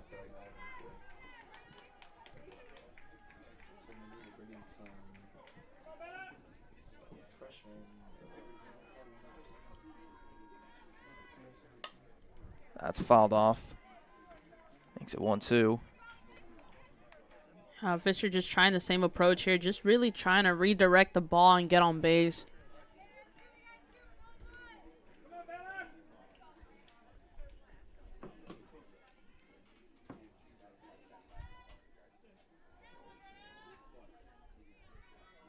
Long looking from Trelor.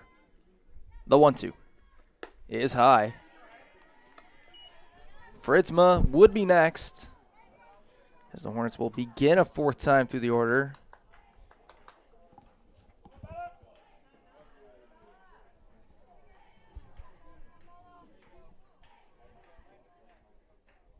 Gotten these long looks from Trelor. Fisher's going to call time.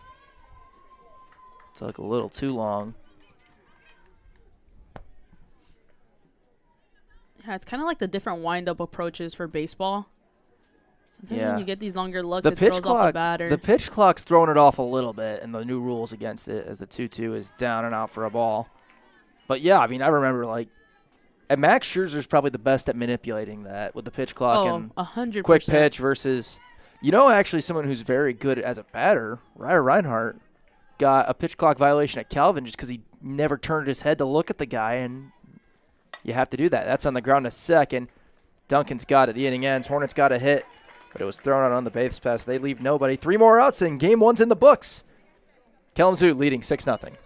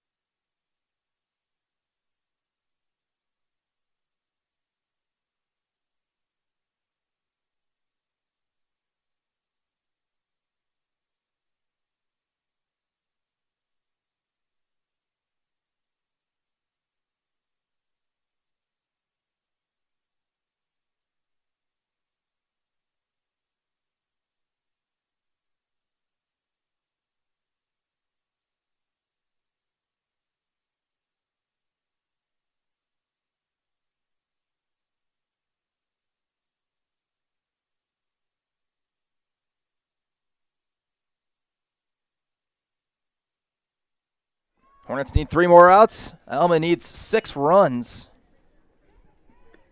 As this is popped up, Verba's called up by Wisa. They get 1 quickly. Camille Losmack is out. Up comes Somerset. 1 pitch, 1 out, and that's exactly what you want if you're Verba right now. You want to get out of here quickly if you Make can. it easy. Verba's thrown 91 pitches in this game, which is around typical. Pitch in for a strike to Somerset, who is 1 for 2, a double and a flyout.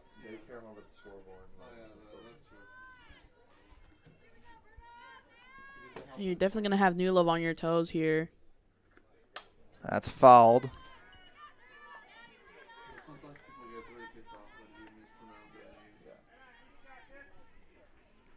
Verba, barring a collapse, would improve to 8-4 as the win-loss record. Will be her 10th complete game and her 4th shutout unless Alma can put a run across here. 0-2 On the ground, Verba's got it. 2 away. Verba continuing to get work done herself. Little PFP. Morgan Westall will be the losing pitcher. Will fall to 6 and 8 as her win-loss record. 6 and 9.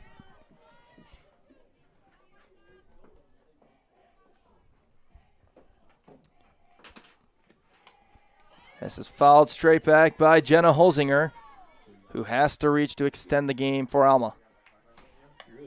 By the way, an update from Trine and Hope. Bottom of the 6th, it is 4-1 Thunder lead. Now top of the 7th, so Trine looking to put away a win. That would be good news for the Hornets. 0-1.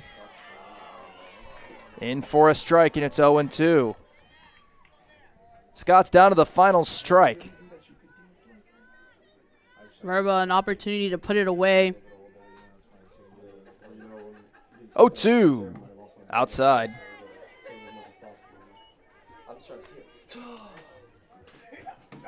Verba set herself up nicely right now. She had an 0-2 count, so she's able to try to get that chase. Here, they might revisit that. 1 ball, 2 strikes to Holzinger is upstairs.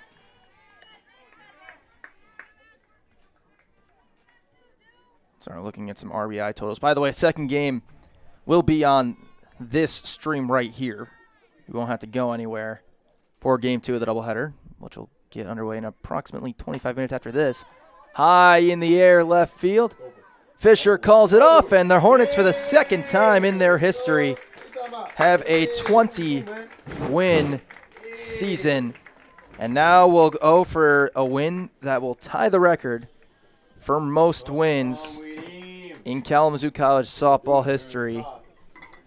As the final line score will go Kalamazoo 6 runs, 9 hits, no errors. Alma no runs, 5 hits, 3 errors, with 5 left on base for the Scots, 4 for the Hornets. RBIs for Kalamazoo: Emma Newlove 2, Landry Fritzma 1, Jordan Weesaw 1, Bella Kaza 1. This team's playing really, really well right now, Maya. What has to happen for them to keep it going? Again, it all comes down to momentum, especially with these double headers. They're going to have to extend it, right? The bats came alive at a good time for the Hornets in this game and kind of gave them that starting cushion, and then they just started to add, and that's exactly what you want to do. Now, how? The question is how do they extend that? How do they continue this momentum? Well, a good positive thing is that it is senior game, and that itself, the Hornets already want to win for their seniors. So that already is helping in that momentum push. Now it's just going to see if they can really just lock in and utilize it for the second game. Game 2 starting in about 25 minutes. We thank you all for tuning in. Again, Zach Metz and Maya Pasillas here. Don't go anywhere. Game 1. Final line score: Kalamazoo 6 runs, 9 hits, no errors. Alma no runs, 5 hits, 3 errors. Thank you, everybody. We'll see you soon.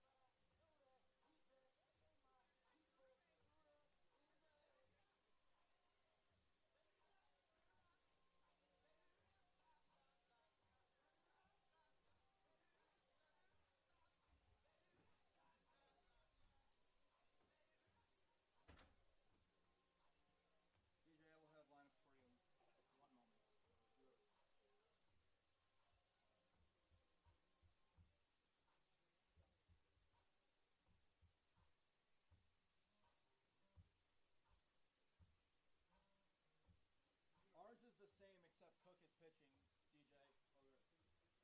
Yeah, 25. Except remember, they flip the home and away team. So we'll pitch second. That's the stupidest rule in the MLB.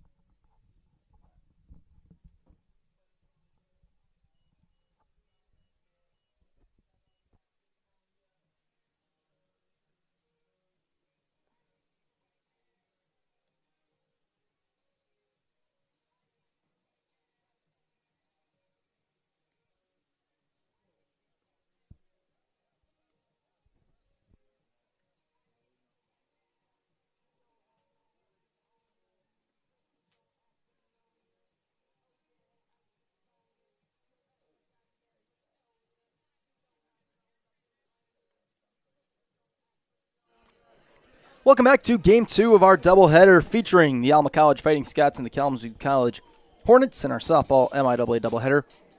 We flip the home and road teams for this game. As we start Game 2, Alma will start McKaylin Kenny in her 15th start of the year with 5 complete games, 2 shutouts, 70 innings pitched, 103 hits allowed, 48 earned runs, 40 walks, 44 strikeouts, 342.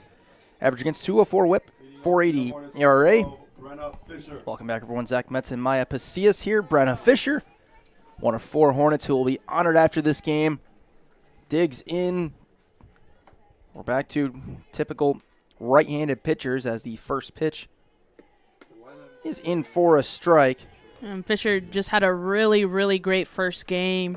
Able to create some opportunity for the Hornets. And now the Hornets, are just looking for her to kind of bring that back and start the spark here in the second game. That's on the ground foul. Fisher's average up to 423. She's at 47 hits, leads the team. Second in the team in at-bats at 111. Yeah, just what makes her great is that she's so good defensively as well. She's so quick on the bases. Just an overall threat that Kalamazoo has.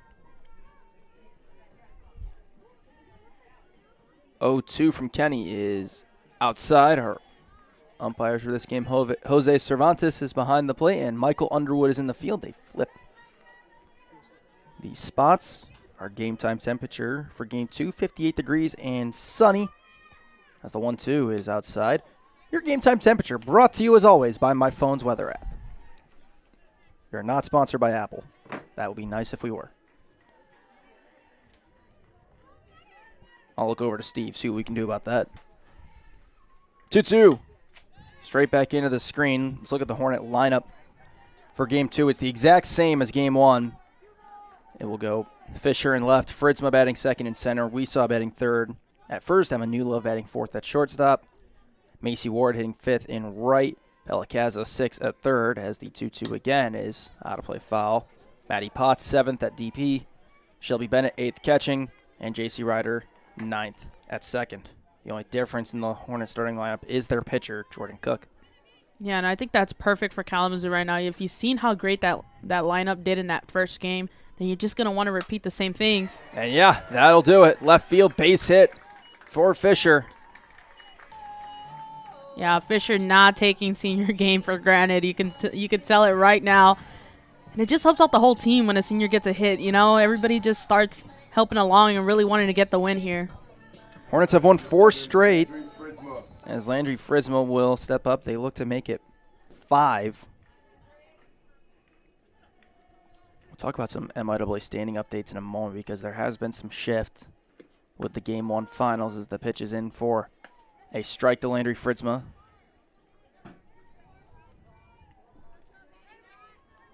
Sophomore who is the single season record holder for triples for the Hornets.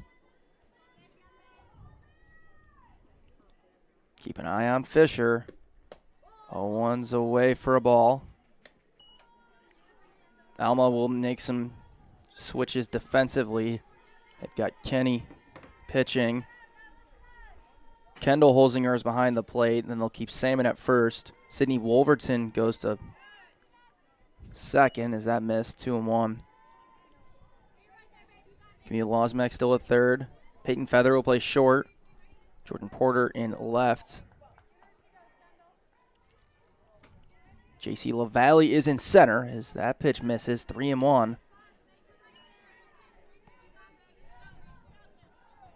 And then Jenna Holzinger will play right field. And if you just look at Kenny's stance here, she has such a big windup. She brings the glove all the way up and all the way around. Runner goes. Pitch is in. The throw down. Not in time. That's 31 for Fisher. And that was just a well-executed slide, right? She didn't have the best of jumps, but the slide itself was just perfect. Pitch was a strike to Fritzma. It's 3-2.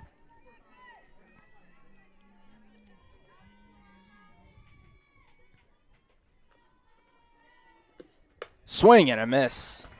Fritzma down swinging on a high pitch.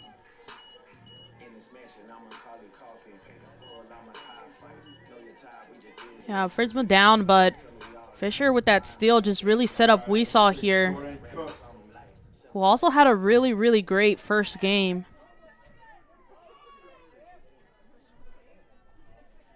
Weesaw continues to extend the hitting streak as that pitch misses. It's now up to 11 games. She got an RBI in game 1. Her numbers continue to go up as the 1-0 is outside. Yeah, and Fisher utilizing just that. She's fast, taking a big lead over there on second. But she knows with her speed, she's able to come back to second cleanly and safely. Weesaw's hitting .376. She's got 28 RBIs, tied for the team lead. Looks at a strike.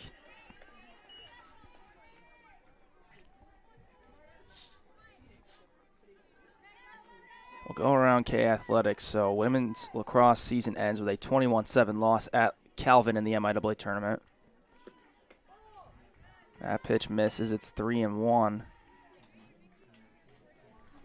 Kalamazoo baseball with an 8-2 lead in game 1 of their doubleheader against Olivet. That would be a big win for them. So 3-1 in for a strike. Women's tennis ongoing. Actually, they have clinched themselves a victory over Trine. They got the doubles point, and then Juliana Poland, Addison Lyons picked up some wins. As that one's bobbled, it goes into left field.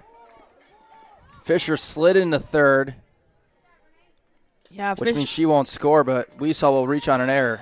Yeah, Fisher there just thought that it was going to be a closer play at third, especially it really looked like they were going to be able to pick it up, Alma. And it just got past the shortstop.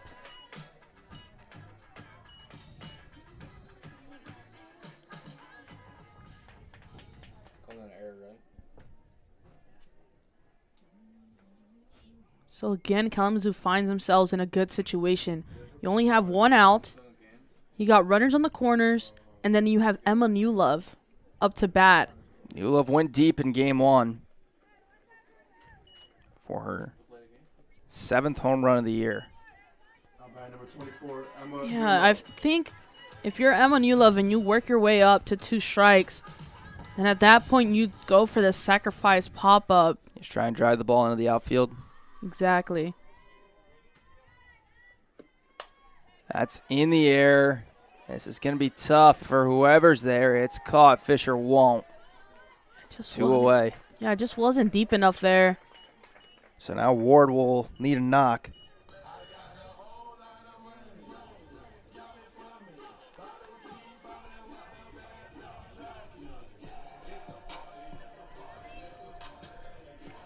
Number 4, Macy Ward.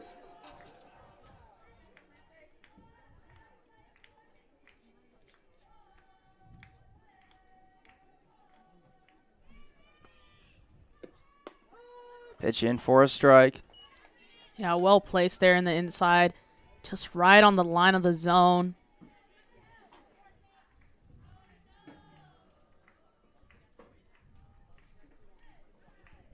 A 1 is fouled into the screen. Ward in game 1. 2 hits. Up to 30 on the year, a 3.41 average. Behind 0-2 as Kenny looks to put up a first inning 0. 0-2. Ooh, that's just outside. Not by much. It's going to give another opportunity to Ward here. The Hornets do have an opportunity. They do have 2 strikes, actually. But I was going to say they have an opportunity for a squeeze play. Check swing and it's foul. Ward doesn't have to hit it too hard because if she can run fast enough down to first base and kind of give Alma's defensive players some second thought here, it might load up the bases. 1 ball and 2 strikes. Is fought off again.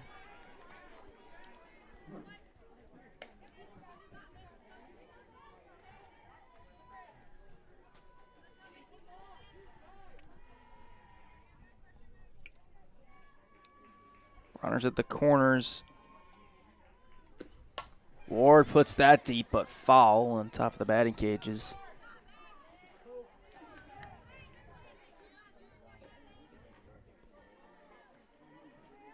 And if you're Alma, you gotta take a breath after that one too. You don't want to open up the game too early.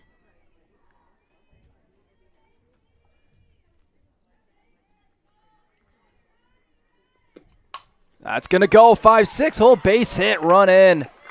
Ward gets an RBI that she deserved after not getting one in game one. She gets one there, and the Hornets with a 1-0 lead. Has such a quick swing, such a quick turnaround. She didn't even look to try to figure out where that ball went or if she was going to try to take two or anything of that sort. She just put her head down and bucked it a first, and that's exactly the type of running you want.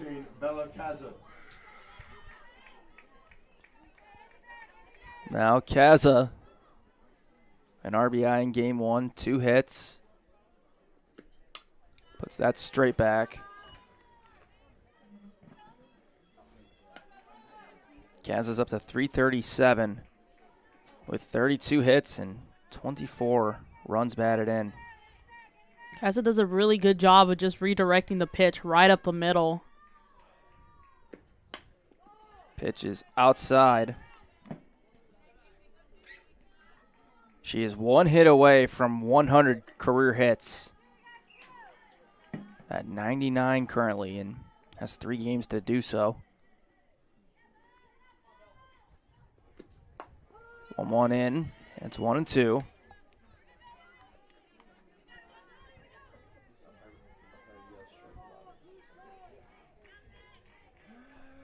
The Hornets this time around just being a little bit more careful around the strike zone. Swing and a miss. Kaza will go down swinging, so hit 100 will have to wait, but Kalamazoo puts a run on the board as we go to the bottom of the first. Hornets with a 1-0 lead.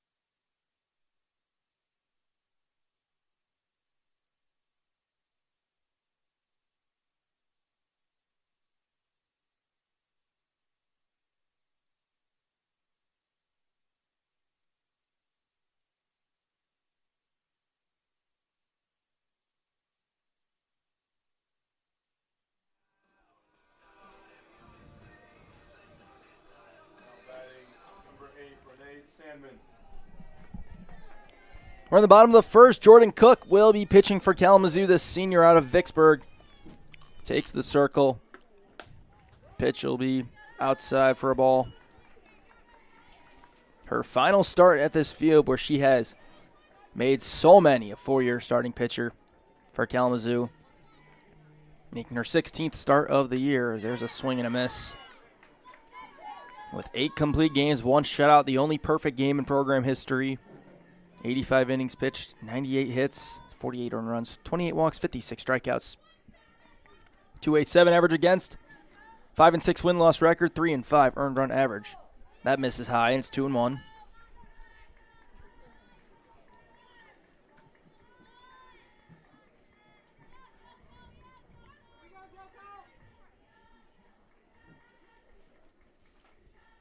Two, 1-2. Renee Sandman is a swing and a miss. It's 2-2. Alma's going to go with a different lineup For game 2, Salmon's going to lead off play first. Peyton Feather will bat second, play short.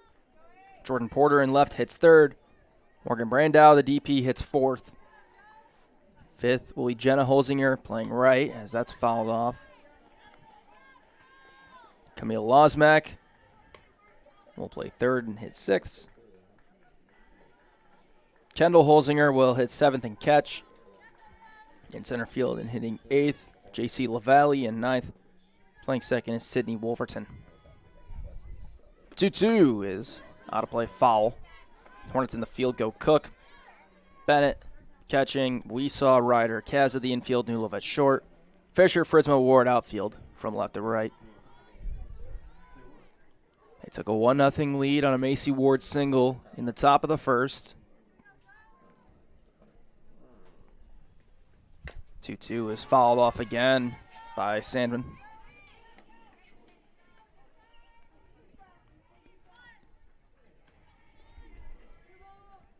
Sandman, a .305 hitter.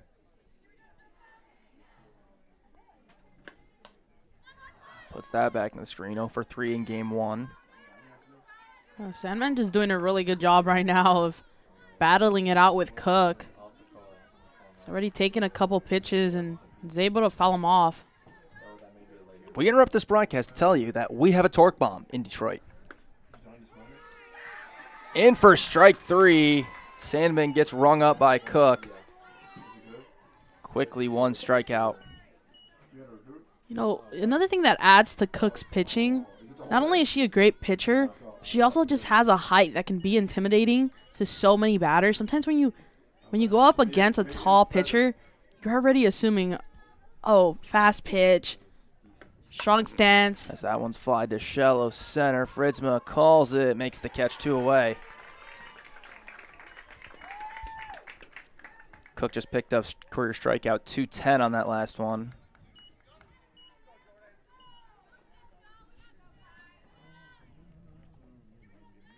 Now batting number 5, Jordan Porter. Now Porter comes up. Looks at a strike. Porter's job right now just trying to extend this first inning. They let one in for Kalamazoo, and now she's just going to want to take that back. That's outside.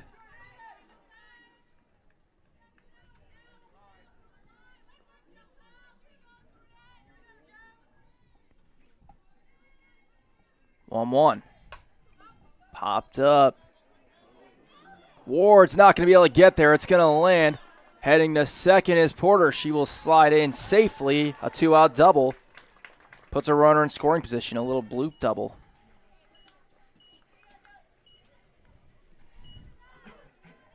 And Porter did her job, right? Extending the inning, but also getting herself into scoring position off one hit. That's going to set up Brandow really nicely right now.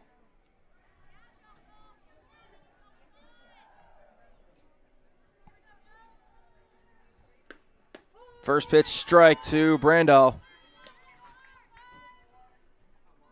Brandow came really, really close to an extra base hit. Maybe even a home run in game 1. Ended up 0 for 2 with a walk. That pitch missed. 1-1.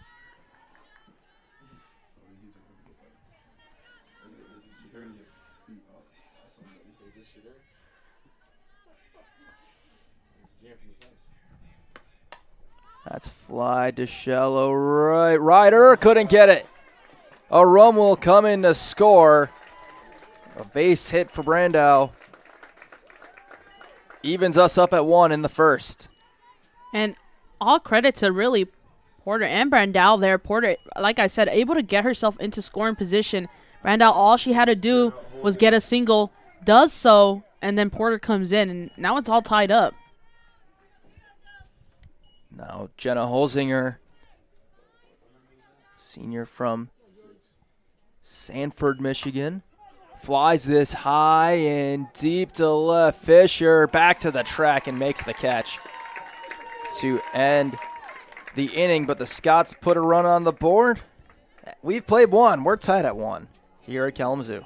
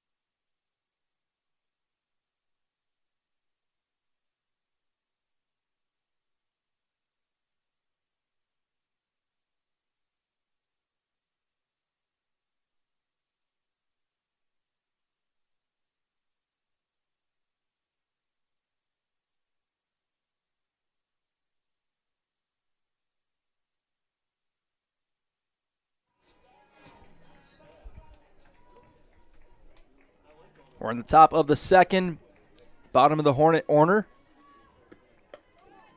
Maddie Potts looks at ball one. Kenny just trying to put 3 away quickly now. A little bit of momentum back to the side of Alma as that misses.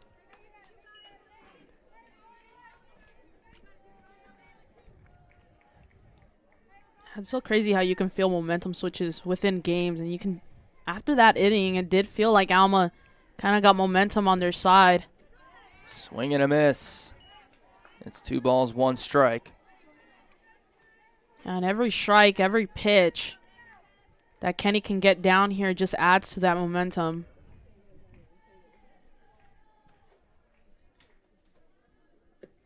Two one jammed foul.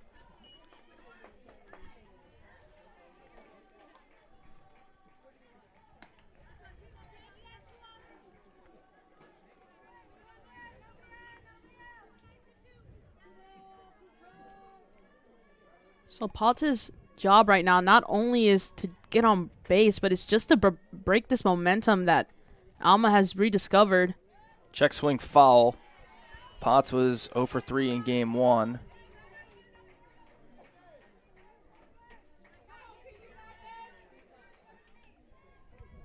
On the year, she's up to 274. That's her average, 2-2. Ins for strike 3. Potts is rung up.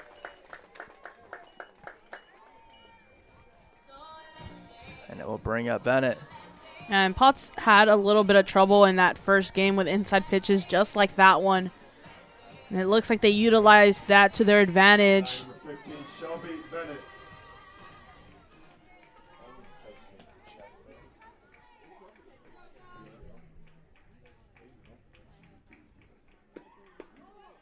Pitch low for a ball.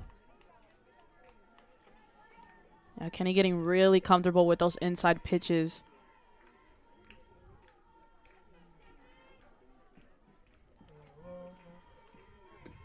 Swing and a miss from Bennett, who picked up a hit in game 1. It was her to 238 on the year. It was her 10th hit. Yeah, it looked like Bennett had a good read there. She was just a little bit behind. Down the line and foul.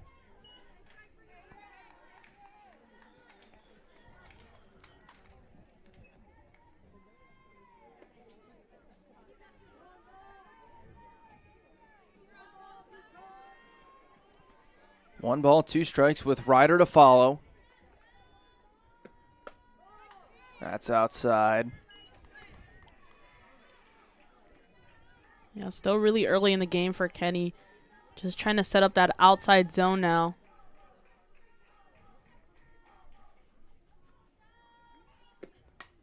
That's jammed foul. Yeah, Bennett actually doing a really, really good job of handling those inside pitches. Just kind of fouling them off.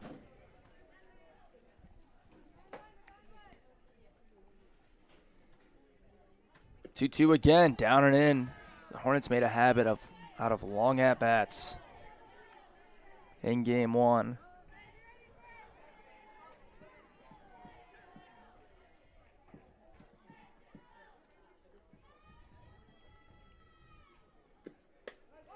Three-two is inside, ball 4. Bennett will take her base. And Puts that, a runner on for Ryder. yeah, I was just gonna mention, and that's kind of the game that you're playing if you're the pitcher for Alma right now. Kenny, again, really comfortable in that inside zone, but it's really difficult to get the call in that inside zone if it's really hard, especially as an umpire. You want to call anything that's on that line there. But if it's just too much inside, it's not going to get a call, and it's so hard. You also have the opportunity of hitting a batter. Ryder shows bunt, pitch is high.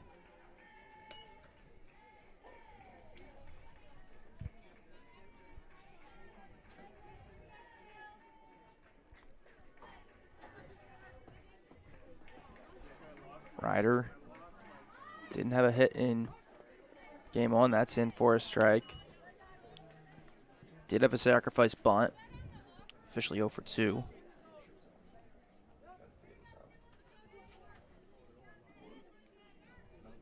Ryder still working with 1 strike here. She could potentially bunt again, but it looks like she's going to set up.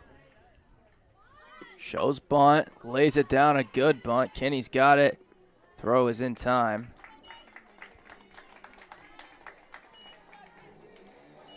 And now Fisher will bat with a runner in scoring position and 2 away.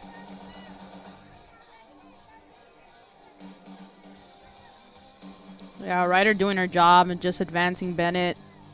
Number 12, Brenna Fisher. Single, stolen base, run scored. The first time around.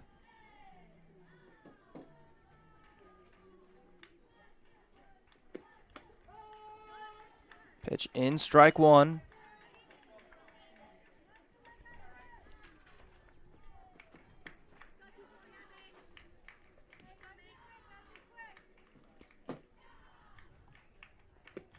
Fisher puts this on the ground. The throw is in time. A tough thing to do is get Brenna Fisher out at first, and Alma does so successfully there. So no runs, no hits, no errors, 1 left. We go to the bottom of the second, 1-1 between the Hornets and Scots.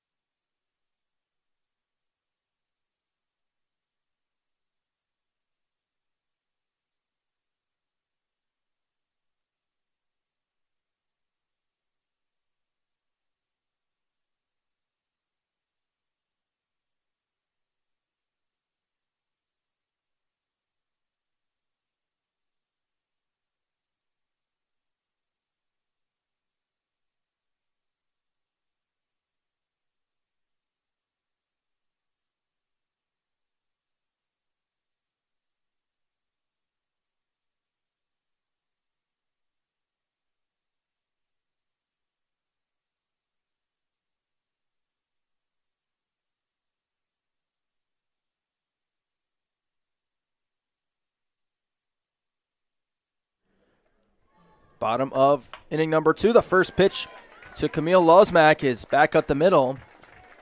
And a leadoff single for Alma. You know, I've always been a fan of the first pitch swinging. Maybe catch everybody off guard. Exactly that. Now Kendall Holzinger, catcher from Sanford, Michigan. Shows bunt, lays it down. It's back to Cook, and the throw gets the out.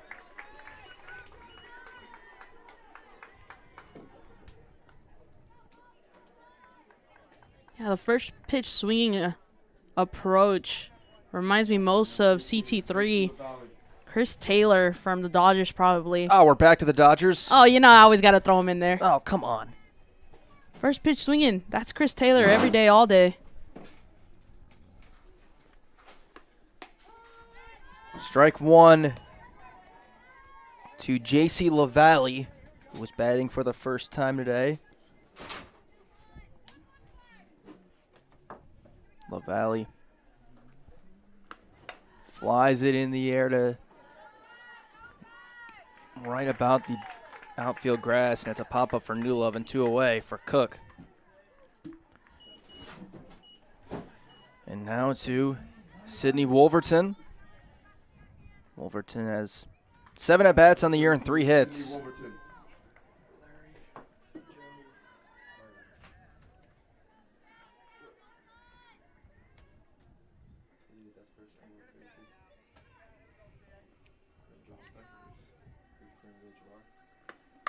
That's flied foul.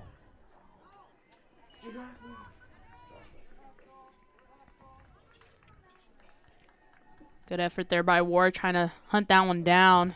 Just too foul out of reach. Wolverton, a sophomore from Canton, Michigan.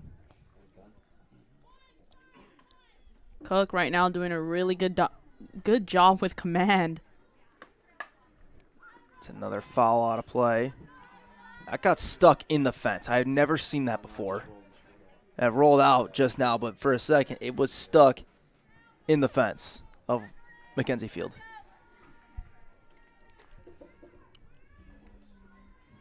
Oh, 2, just outside. Cook right now just trying to get some calls on the outside, and it's just not where it needs to be. That's gonna be DJ Simple. 1 ball, 2 strikes. Overton was leaning. Didn't get it.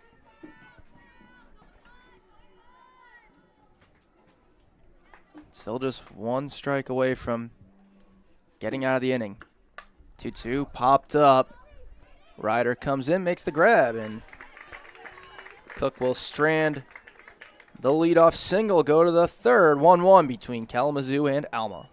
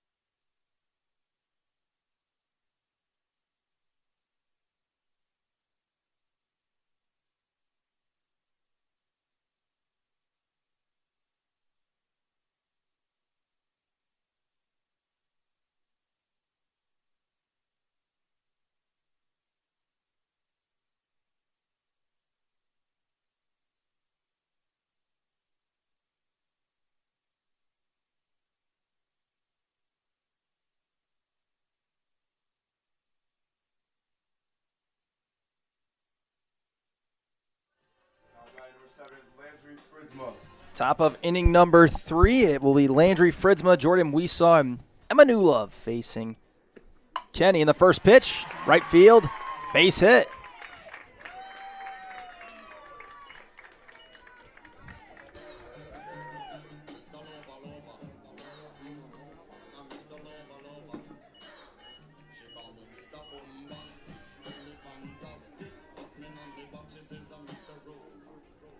Number 6, Jordan Weesaw.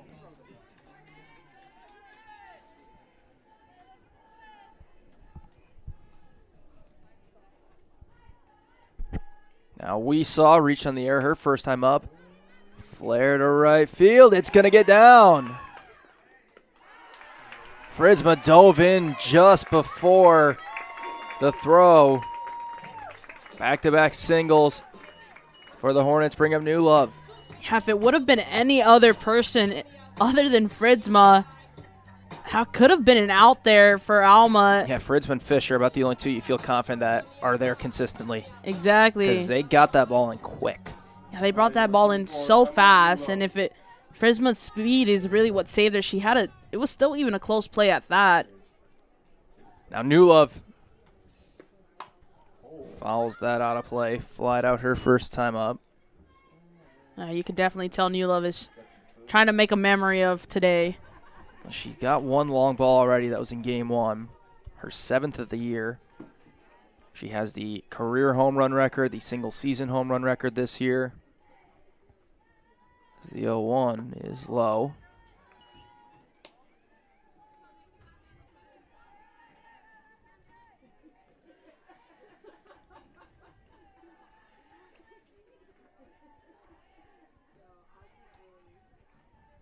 It's the 1-1. Down the line, fair ball. Oh, you betcha. Fritzma's going to get waved in. She will score standing up. Another RBI for New Love.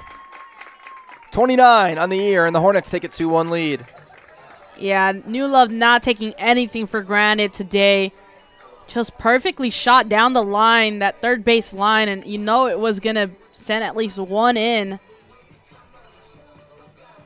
Well, New Love does her job and breaks the tie. Back-to-back-to-back base hits for the Hornets, and they have a 2-1 lead. Now Ward, who had an RBI single her first time up in inning number 1. Looks at a strike. If you're Kenny right now for Alma, you got to settle back in here, especially after giving up back-to-back singles.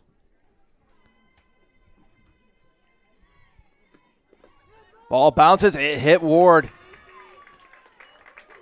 And so the bases are now loaded. And I was just about to say it'd probably be a good time for a timeout. Yep, they're taking one. Yeah, kind of just talk to Kenny, your pitcher, and make sure everyone's on the same page. You got bases loaded. Bella Kaza will hit. Struck out her first time up. It's a big situation. Yeah, and they've seen the power behind Kaza's swing. So, again, a really well-timed timeout right here. Just make sure that you are telling your pitcher, hey, you know what? We have trust in you, and kind of rebuild that confidence. All right, number 14, Bella Kaza. Are we about to get to see a senior day moment for Kaza early in this game still? It's a strike. Just barely painting the outside there. It was a good pitch by Kenny.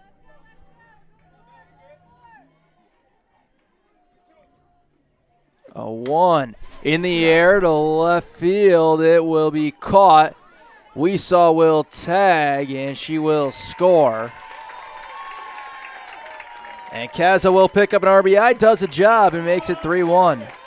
As you said, Kaza getting the job done, but I know after that swing, everybody kind of stood up. Everyone kind of leaned forward, thought maybe? Just maybe we were going to see something really special here. Number 21, Maddie Potts. Now Maddie Potts will be tasked with keeping the inning going, and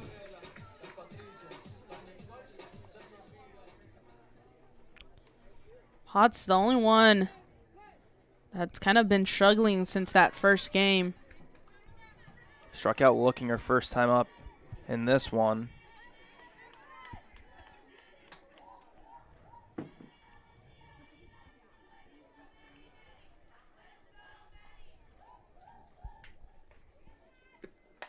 Potts a little flare right center. It is caught. A very nice play by Wolverton at second. Yeah, right now making up for kind of these hits is defensively Alma's really strong. Now Bennett, who walked her first time up. When you have bases loaded, nobody out, you'd like to come away with more than just one in that scenario. Hornets have two in the inning.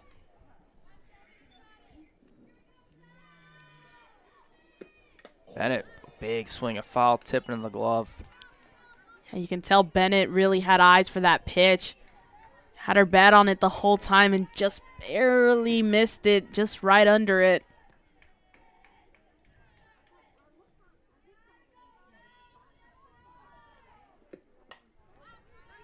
Pitch out of play.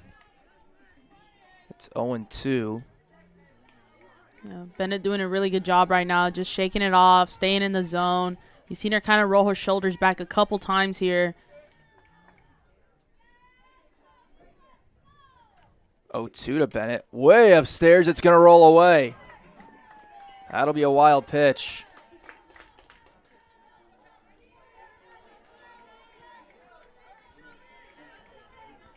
And so now two in scoring position.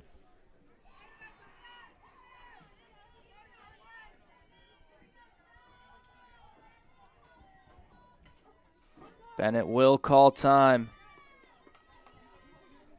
It was probably needed there. It was a long stare down by Kenny. It's the third or fourth time the Hornets today have just been sitting there for forever and called time. 1-2. in for strike 3 to end the inning. A good job by Kenny just to limit damage, but the Hornets do strike 4-2. We go to the bottom of the third, 2-1, or rather 3-1, excuse me. Kalamazoo leads.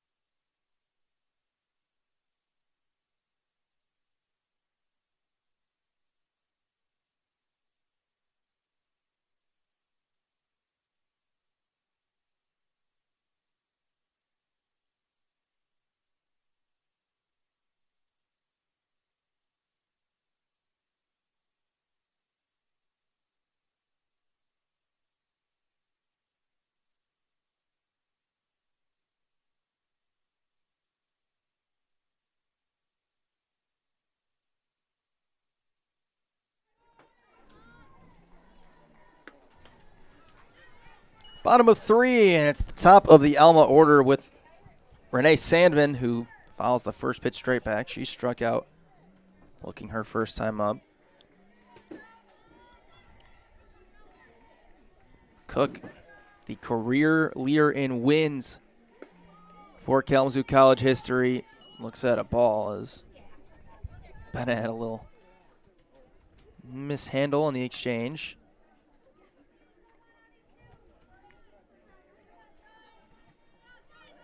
Cook so far doing a really great job. Settled into the game quickly. Swing and a miss, and it's 1-2. It's pitches like those that has just really helped out the Hornets here in getting quick inning changes and everything.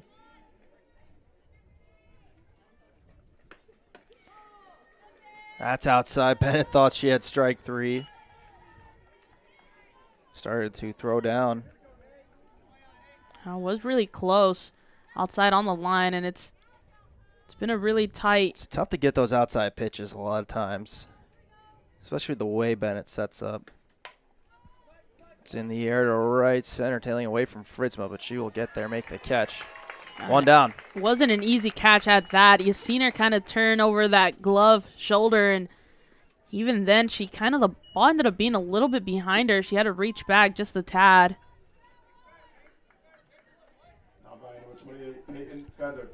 Now Feather, 0 for 1. Fly out in the first rather.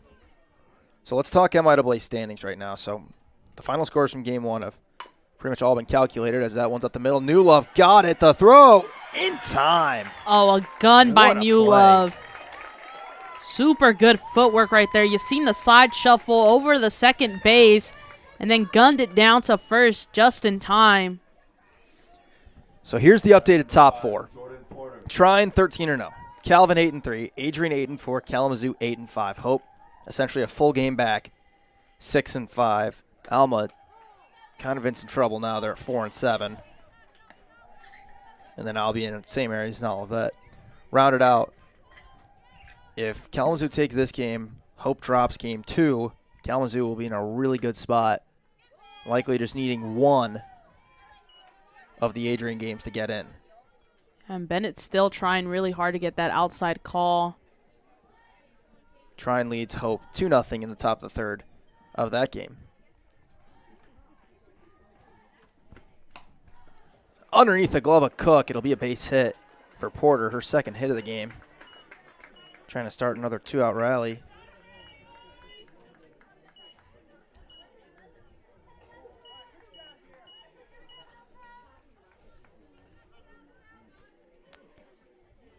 Yeah, Brandao. It's going to bring up Brandao and just Brandao, a really strong hitter for Alma.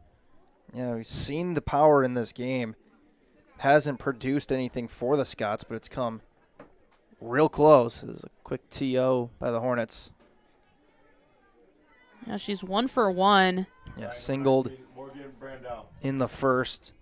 And also, yeah, we knew that she was going to bring some type of spark for Alma, considering she is designated player and playing kind of up the line right now. She drove in the Scots lone run between both games today. That pitch in for a strike.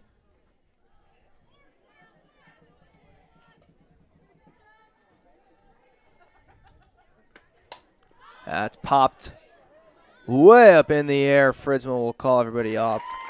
Make the grab in. Cook strands the 2-out single. Go to the 4th. Hornets with a 3-1 lead.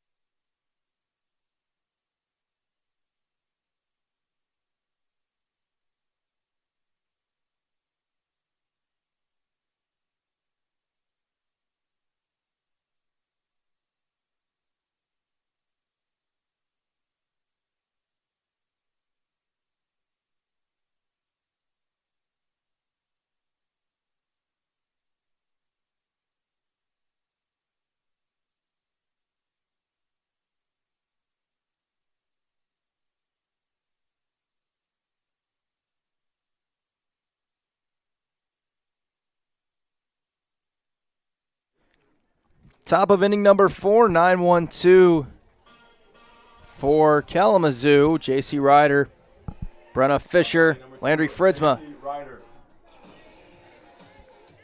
Ryder sacrifice bunted. Her last time up.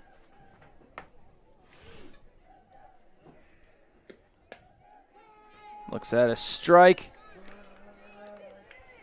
from McKaylin Kenny. Yeah, just skimmed the top of the zone.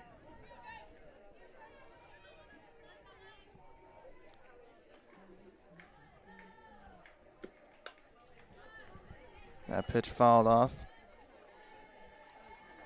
It looked like a last-second decision from Ryder. She held back just a little bit, but still touched the bat, and just luckily it was a foul off because that would have redirected.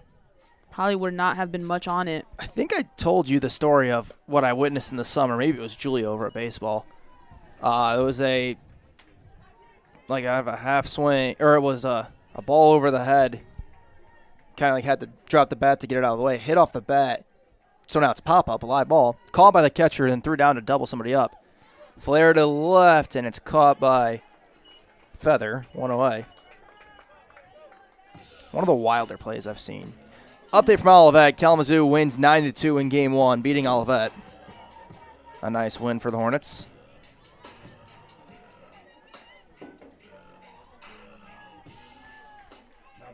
Now Fisher. 1 for 2, single stolen base.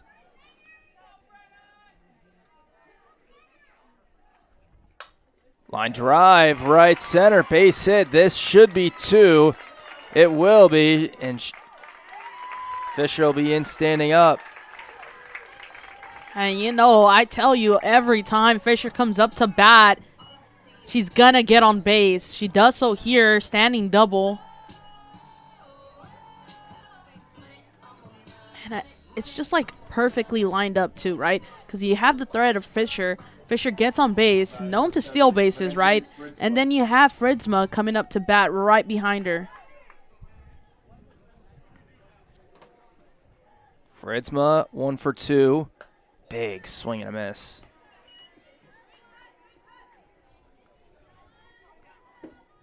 Fritzma just got over that one, but you could tell that she had a read on it.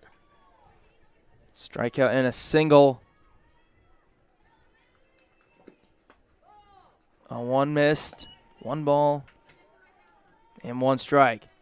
Fisher likely won't dare try and take third, but if she does and is successful, it would be stolen base number 32, which would tie the record. 1-1. Outside. Yeah, if Fisher tries to take third, it'd probably be off a wild pitch.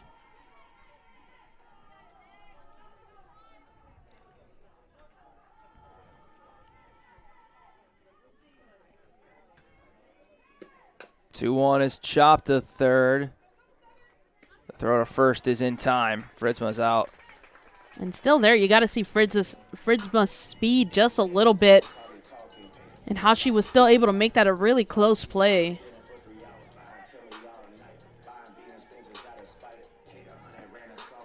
Now we saw extended the hitting streak to 12 games with her third inning single. Has reached twice, once on the single, once on an error. Pitch outside. I think something that I enjoy so much about Weesaw's stance, she just stays so loose in the box.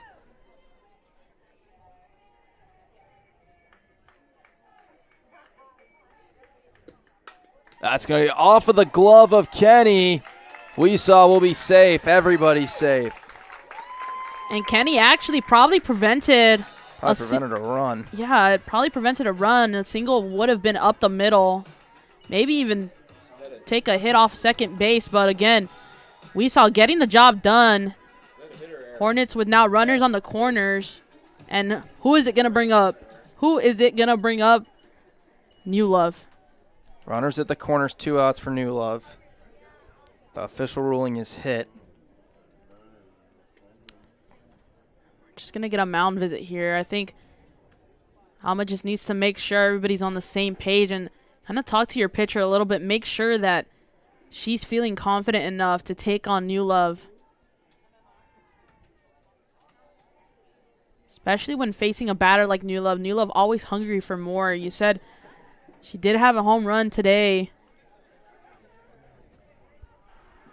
So you need to make sure that your pitcher is feeling confident within herself. Now batting number 24, Emma New Love. In this game, New Love has an RBI single as well as a fly out, trying to extend the lead for Kalamazoo. Fly to left center field over the head of Porter. 1 run in. Weesaw will score. And I said you had to be careful when you're facing a batter like New Love. You seen it there, and you seen why. That'll make it 5-1. A 2 RBI double for New Love. New Love making sure not to take anything for granted, as I mentioned before. Senior night, and she's making it a big one. And New Love's got another year. Don't forget that. Ward comes up. That pitch misses. New Love, a junior from Tecumseh, Michigan.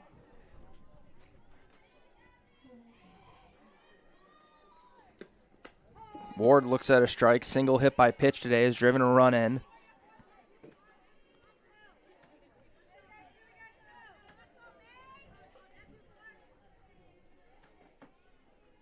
Wind up in a 1-1. That's going to be back up the middle. That's going to be a base hit. New Love takes the turn, comes sprinting in, standing up. Makes it 6-1 Hornets. Second RBI of the day for Macy Ward. Ward just such a dangerous batter. You know, I mentioned how when you have an extra meaning to the game, already this game was important, right? But when it's a game like senior game, everybody wants to support their seniors within the team.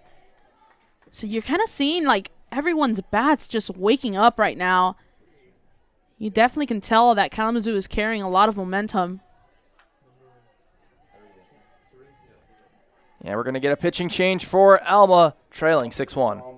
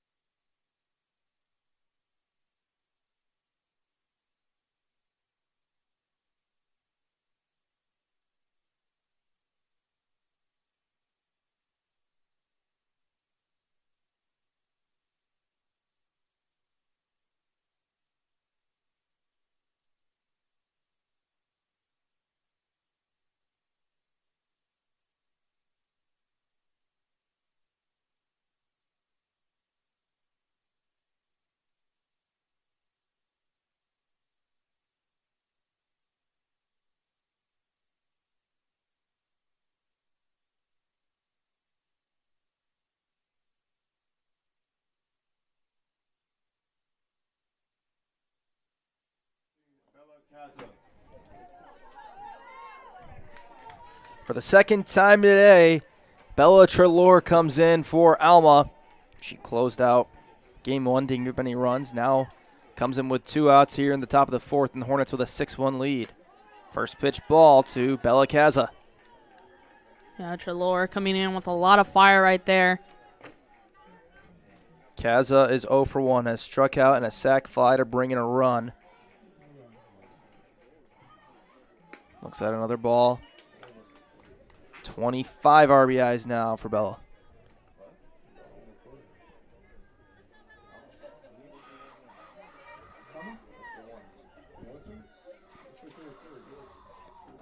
(2-0). Swing and a high fly ball to right, twisting and turning and making the catch just in front of the warning track was Holzinger. Kaza put some charge into it, but it is the end of the inning. But the Hornets put 3 on the board as we go to the bottom of the 4th. 6-1, Kalamazoo leads.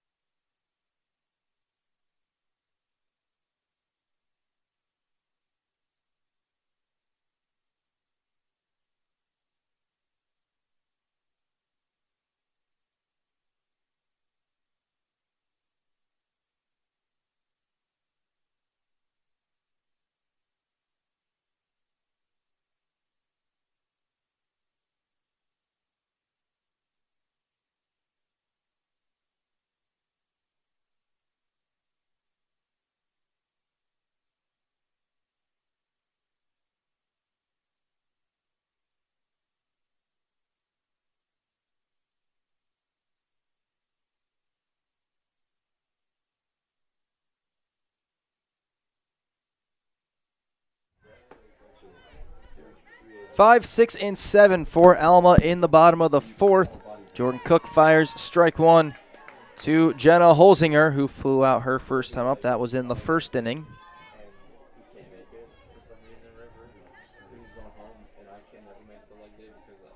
No balls, 1 strike. That's upstairs.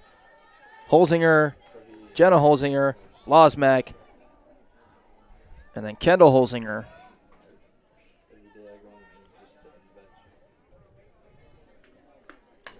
That's out of play, foul. To this point, Cook just doing a really great job of commanding her pitches. Placement has been really good so far.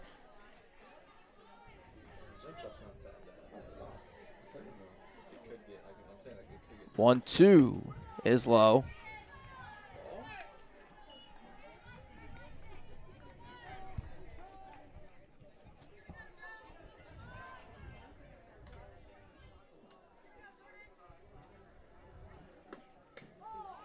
Two is upstairs. Count is full. Hornets got 1 in the top of the 1st. Scott's countered to tie it. And Kalamazoo with 2 in the 3rd and 3 in the 4th to get them to a 5-run lead. 3-2. Down the line, foul.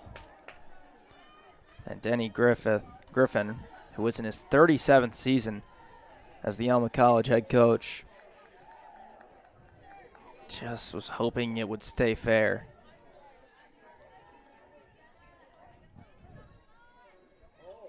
It gives Cook an opportunity here to put the batter away.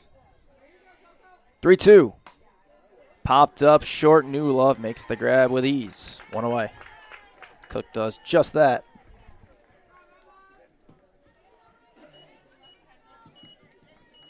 Cook just doing a really great job also just staying consistent. She has the same approach, the same wind-up so far throughout the game. And it's just helping with just maintaining that placement, the speed behind her pitches. In the air to right.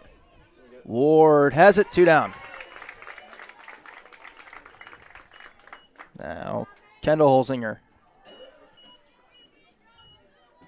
How about number 15, Kendall Holzinger?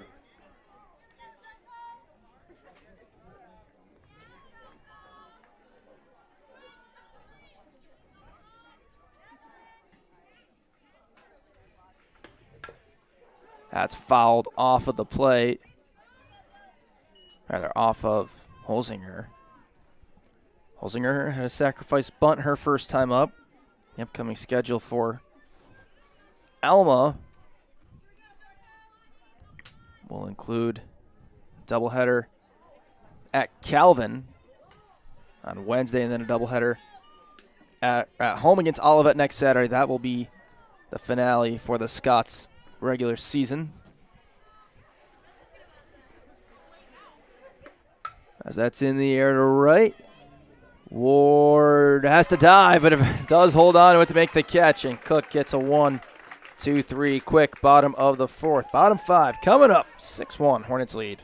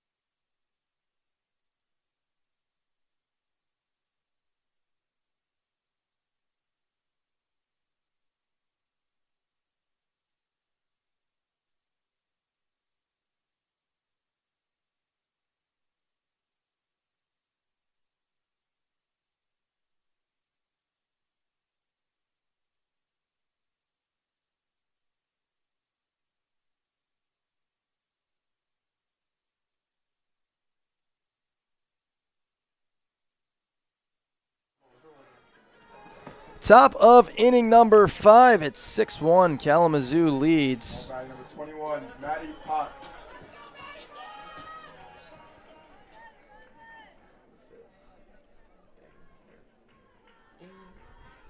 As Maddie Potts puts this out of play. Maddie Potts, Shelby Bennett, J.C. Ryder, the bottom of the order for Kalamazoo. Potts has just had a little bit of trouble of really turning on her bat right now. 0 for 2 today. Strikeout, pop out. That's popped up. Wolverton is there to make the grab. There's one away.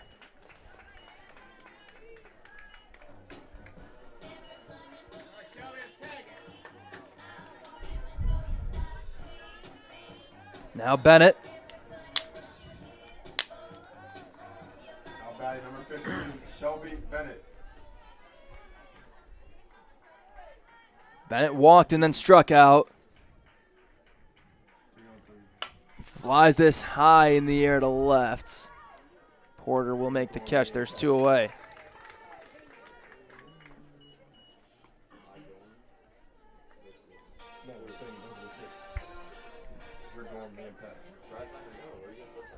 Now Ryder. Ryder looking to extend the inning. J.C. Ryder.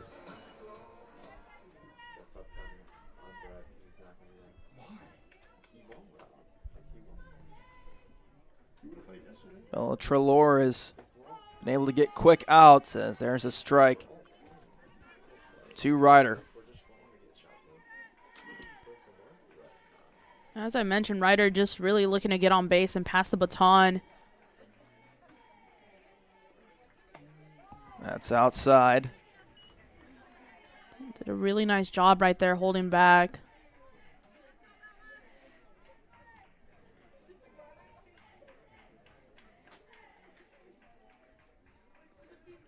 Inside.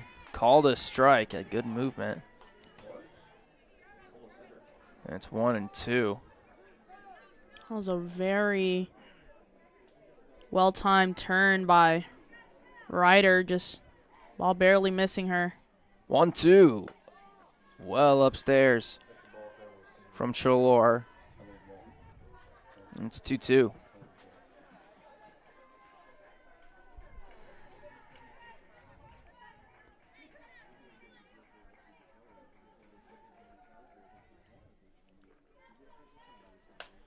Two is popped up. It's going to turn Feather around. It's going to drop. A little bloop single for Ryder. Brings up the top of the order. Ryder reaches for the first time between the two games. All right, it's going to be Fisher now, and who else would you want up to bat if you're Kalamazoo? Fisher doubled her last time up, as 2 for 3 today. Single, stolen base, as well as a ground out.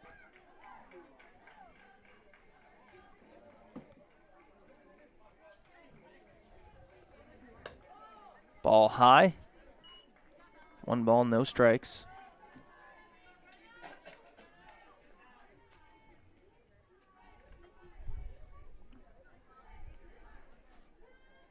Fisher, as mentioned, needs 1 stolen base to tie the stolen base record. In the right, caught, or rather left, caught by Feather. A very nice play to end the inning. Snagged that out of the air. Hornets get 1 hit, they leave 1. We go to the bottom of the 5th, 6-1. Kalamazoo leads it.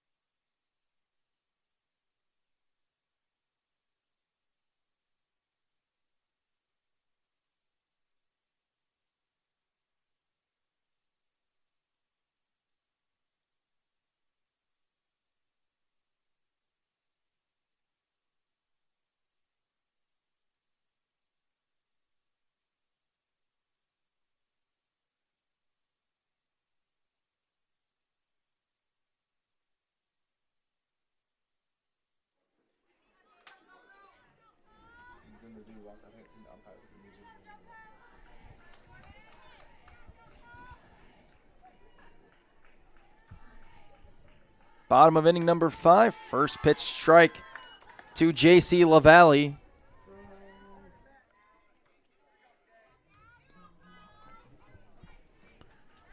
Cook had a lot of success with that inside pitch. Pitches upstairs.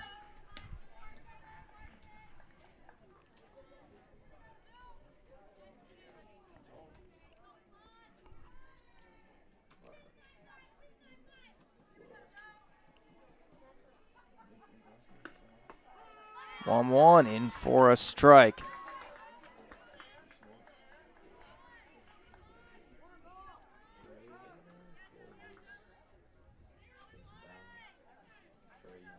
LaValle, Wolverton, and Sandman in the inning is outside.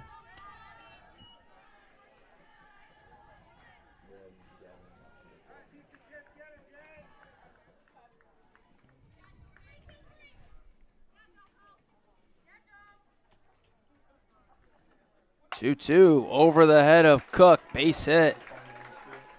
LaValle reaches to start the inning. Give the Scots a runner. Yeah, and it was just a good bit of batting there. Again, Cook so good with pitching right now, but sometimes when you just have a good at-bat, you just can't miss it. That was just perfectly right up the middle. A lot of pace on it.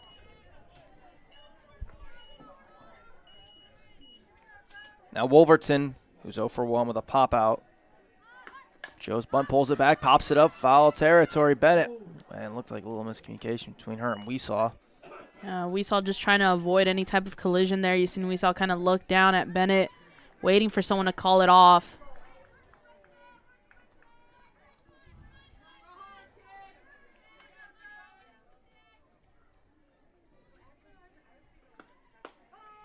That's in for a strike. It's 0-2.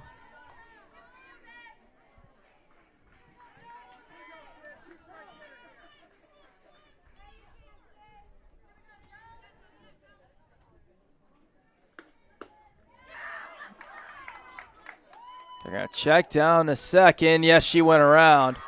That's strike 3. And just not able to hold off that pitch that Cook, again, just so well. Just doing so well commanding her pitches right now. So 1 away for Sandman, the top of the order for Alma.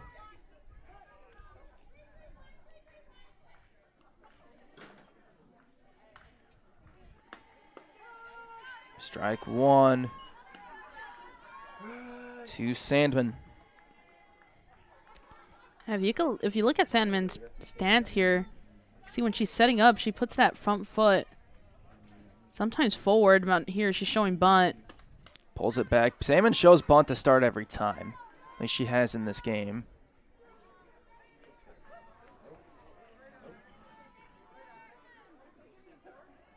It's 0-2 with Feather on deck.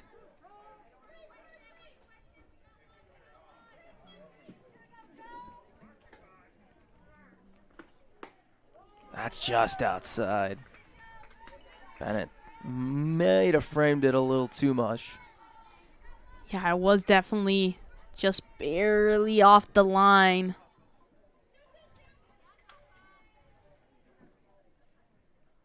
One, two, jammed. Into left, base hit. 2 singles in the inning. Have Alma in business right here in the bottom of the 5th.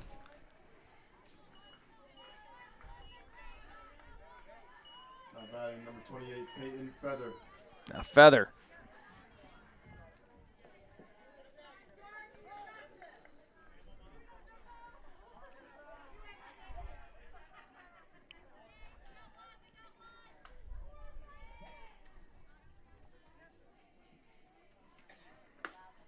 Feather looks at the ball, 0 for 2 today. Scots have been able to get hits in this game, but they don't have runs. They have 1 run on 6 hits as that one's upstairs. 2-0 to Feather. Yeah, hits haven't been the problem, but again, Scott's just able to bring anyone in. And it's just like when they get into these scoring position opportunities, it just seems like they have a little trouble. That's a strike.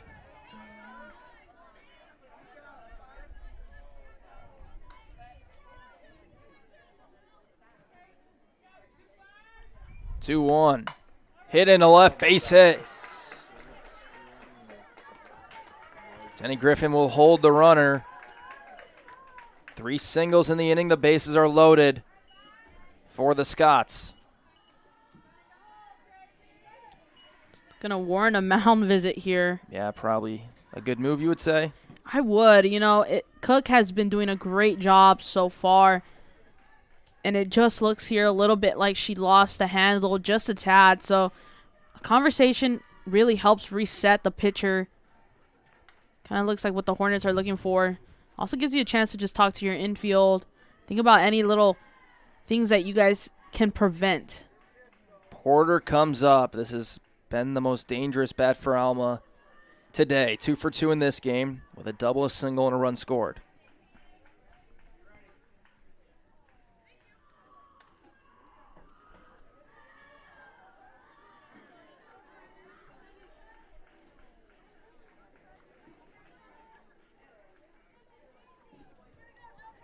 Porter digs in. A big, big moment for Porter. Big at bat for Alma as they try and get back into this game.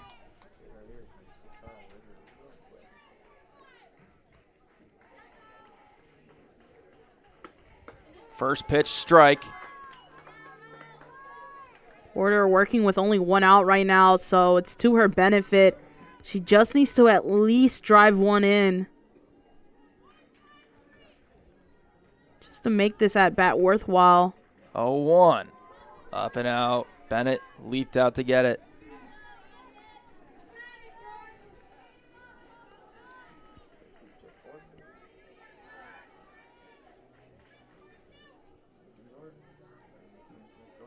1-1. That's in. It's 1 ball, 2 strikes. Really good placement on the pitch there, right on the line. Such a good inside pitch placed by Cook. Brandow next, but Cook trying to keep the score where it is. 1-2 is down and out.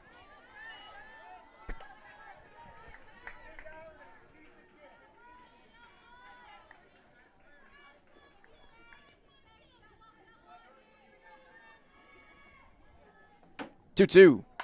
Fouled off. And this is where the battle, as it really begins. Both pitcher and batter just really looking for it to go their way right now.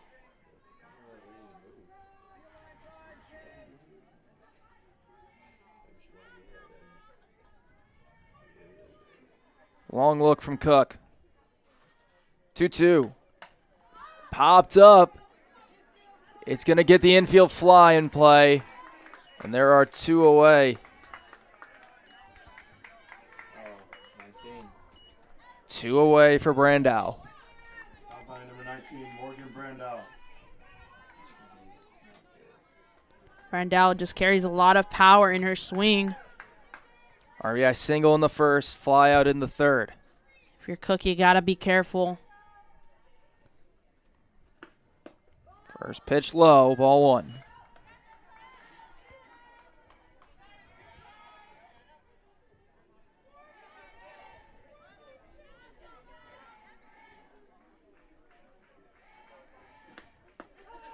Strike 1. Cook pointed at, I think, Kaza. Kaza must have said something. See who that led to that pitch. I'd expect Cook to try to go inside maybe. 1-1, straight back, 1-2. Cook 1 strike away from getting out of it. Brandow 1 swing away from turning the tides of this game, getting a lot of momentum back to Alma. Something they have had very little of in this game. 1 ball and 2 strikes.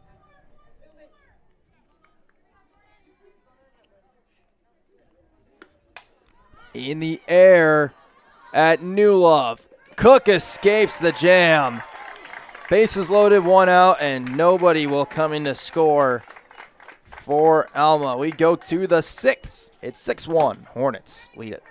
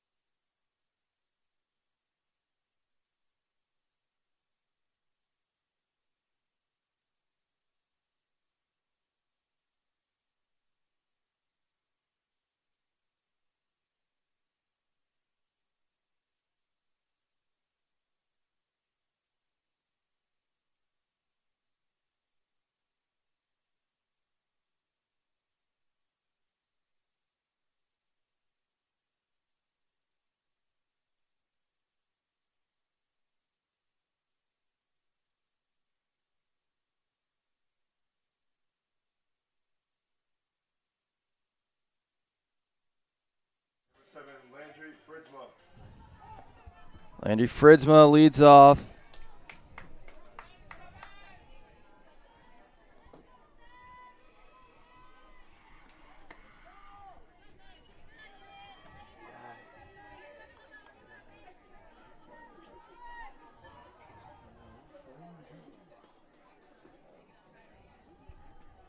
Fritzma, we saw new love for the Hornets in the 6th.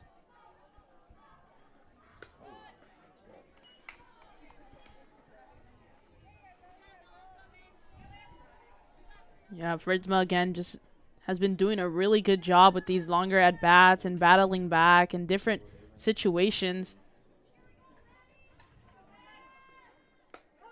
Pitch in for a strike. Fritz went 1 for 3 today. When she finds herself on base, she usually has a pretty high percent chance to get in home. That misses. 3-1. Single run scored in the third. Remember, our senior day ceremony will be after this game. That's a 3-1. In for a strike.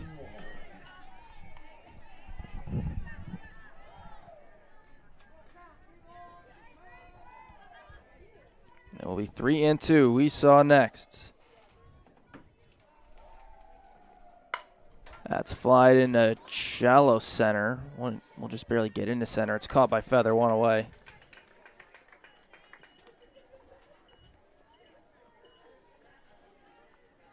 Up comes Weesaw.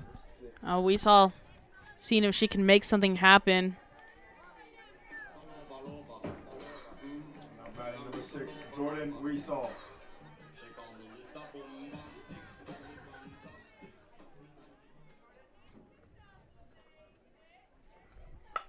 Weesaw with a flare in her right. It drops down.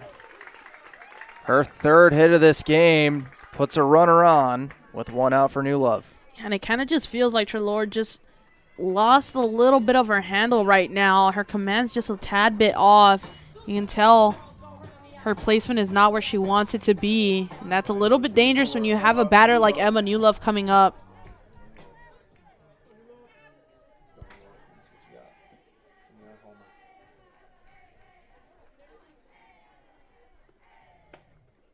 Pitch misses. They try the back pick.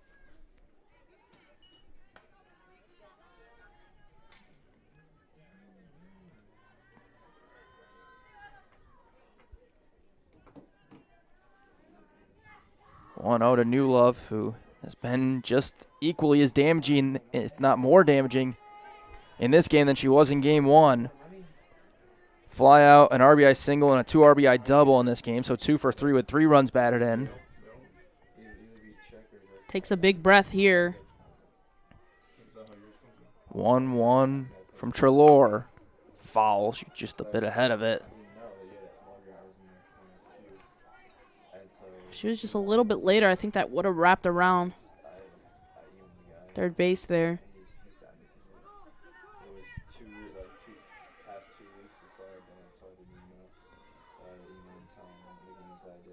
1-2. Out of play over our heads. Ward on the schedule now, barring Weesaw being taken out. And you can tell New Love is going to want that pitch back.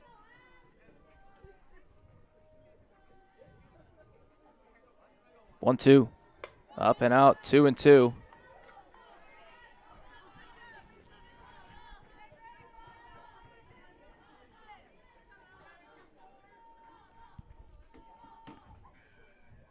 The windup here, 2-2 to New Love. High in the air into shallow left. It will be caught by Feather. 2 down. Now Ward will bat.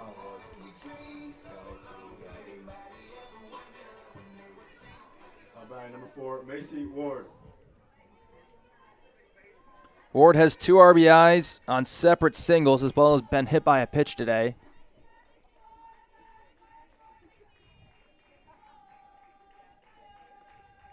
And she's hit for the second straight time. Yeah, and this one definitely is going to take her a minute to shake it off. It was square in the lower back. Yeah, she jogs it off. And she just might be prone to it because she sets up a little bit more inside. That was the 5th and 6th time she's been hit this year. By the way, an update on the Try and Hope game that has a lot of standing implications in this. Top of the 5th, Trine leads 5-3. Now Kaza will hit as Ward takes an extra second. I think the ball hit her in the arm, maybe the elbow. It could be. Maybe ricocheted into the back. By number 14, Bella Kaza. Kaza comes up. 0 for 2, strikeout, sack fly, and a fly out. Flies to center field. It's right at LaValle, who will make the catch and end the inning. Hornets get a couple on, but they come up empty as we go to the bottom of the 6th. 6-1, Hornets lead.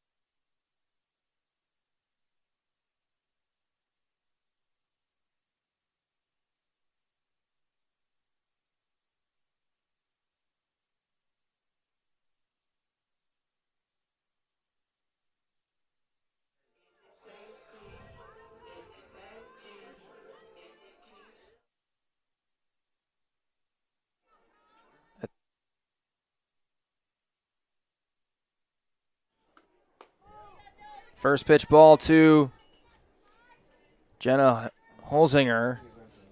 Yeah, I think it was a mistake. I was waiting too much. That's 1 ball, no strikes. Holzinger has not reached today. Looks at a strike.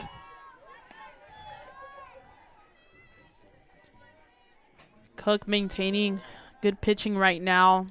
They've worked their count up to 74. That's on the ground to third. Kaza's got it. 1 down. Nice Here and in the easy. bottom of the 6th. Quick routine play for Kaza.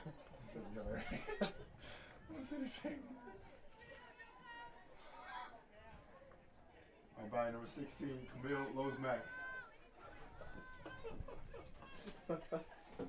She's up again. Wow.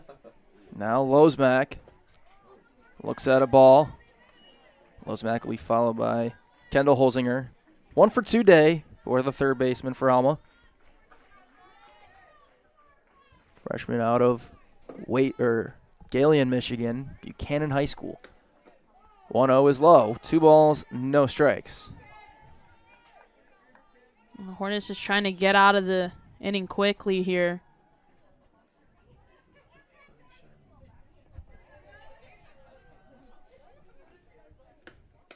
Three balls, no strikes. A win for Kalamazoo would tie a program record for wins in a season. Should try and hold on to beat Hope, and currently they lead 6-3 in the top of the 5th. They will put them, as that's a strike, in a control your own destiny scenario for the MIAA tournament.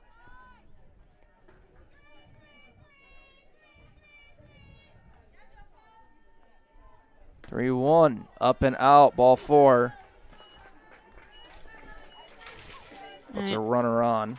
And Cook, after working the count up, just lost it there. By number 15, Kendall Holzinger. Now it's Kendall Holzinger.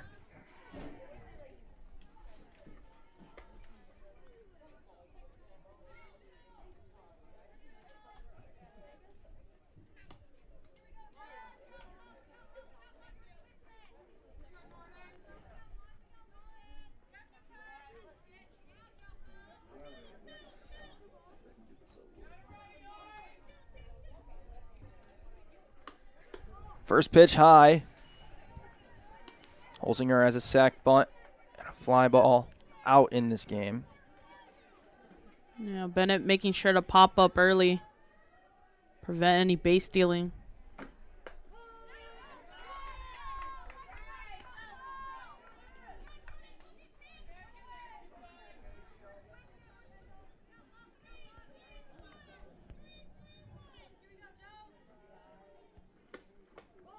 Pitch misses. They try the back pick, and Losmack got in there safely. It's 2 balls, 1 strike.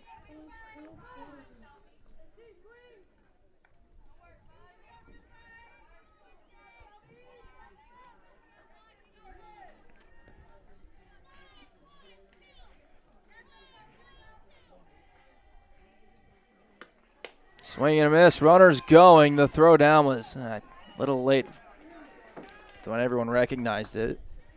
If they recognized it from the start, likely could have had it out. But no one was really looking down, and Losmack gets a stolen base.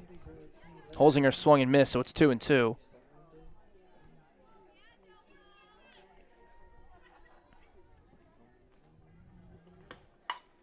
Two fly ball right center, down to the wall. Alma's going to get another run.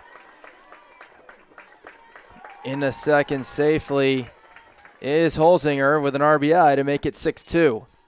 And I was going to mention, Holzinger just needed to get a single and advance the runner, so it was best case scenario for her. And we're going to get a change for Alma.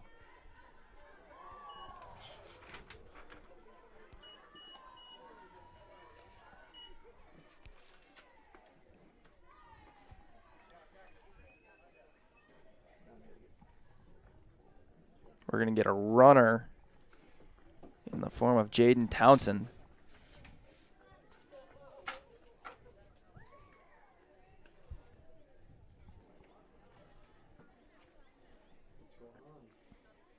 Alma just trying to break the lead in half. Yeah, cut it to half. They get a faster runner out there. Now by number 18, J.C. LaValle. LaValle will hit. You are playing with 1 out, so that's all positive for Alma there.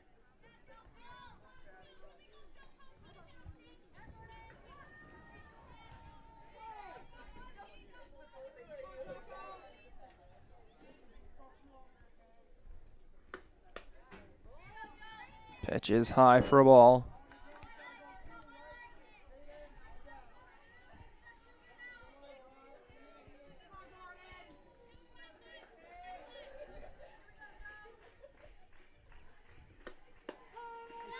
Pitch misses. Looked like Bennett was throwing down, and it ended up going right at Cook. Yeah, Townsend just really taking a huge lead at second. Holly had Bennett thinking maybe she can throw down there.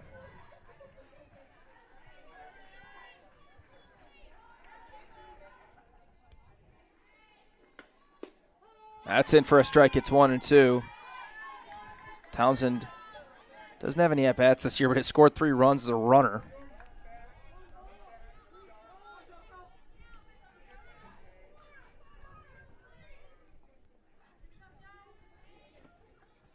One and two. Chopped foul in front of Kalamazoo's dugout.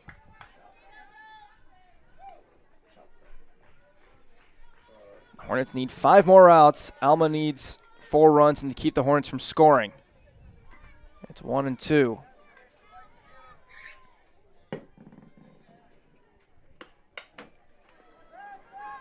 To left field, it's caught. They are going to be able to double it off. Townsend got a little bit too far ahead of herself. And Brenna Fisher on senior day makes a big play with her arm. That was a heads-up play. As we go to the end of the 6th into the top of the 7th. Hornets with a 6-2 lead after Alma gets 1.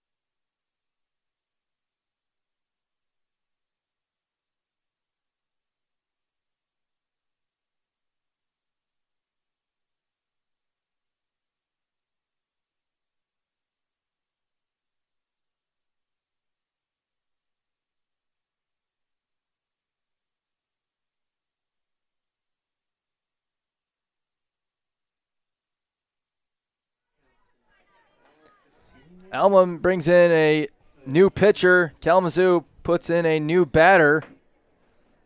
Ella Newman, freshman from Sebowang, Michigan, to hit for Kalamazoo. Her job now, just try to get on base, start something up for the Hornets, build the lead. You are up by 4, but you want to continue to grow. The new pitcher for Alma is Grace Main, freshman from West Bloomfield, Michigan. Newman follows that straight back. Start with Main. This is her 5th appearance, pitched 7 1/3. Giving up 11 hits, 8 earned runs, 2 walks, 4 strikeouts in that point. Newman will be in the place of Potts, who flies that ball to center right at LaValle in center. It was a good piece of batting. It was just directly out there in center, but it was a nice hit ball. Batting number 15, Shelby Bennett. Now Bennett.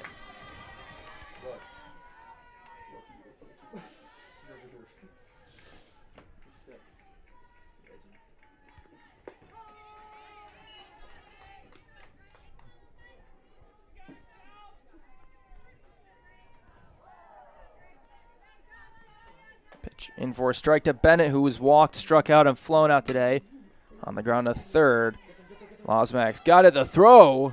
Well, they got the tag and the foot on the bag, I believe, so 2 away.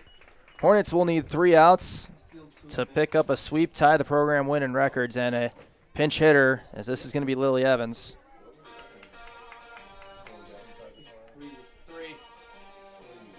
Yeah, Lily Evans just, again, want to get on base.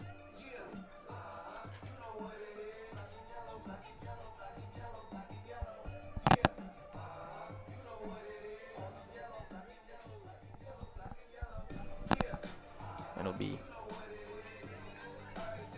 Evans for Ryder. Lily Evans. Evans has 15 at-bats this year and 6 hits. Been used as a pinch hitter most often.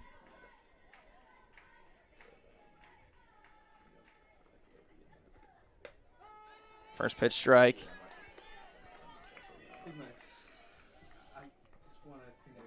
Alma in the bottom of the 7th, needing 4 runs, will go Wolverton, Sandman, and Feather. This is a little roller to first. Not an easy play, but a good job by Wolverton to cover and end the inning. Hornets go 1, 2, 3 against Maine. We go to the bottom of the 7th. Hornets need 3 outs to pick up win 21. Coming up.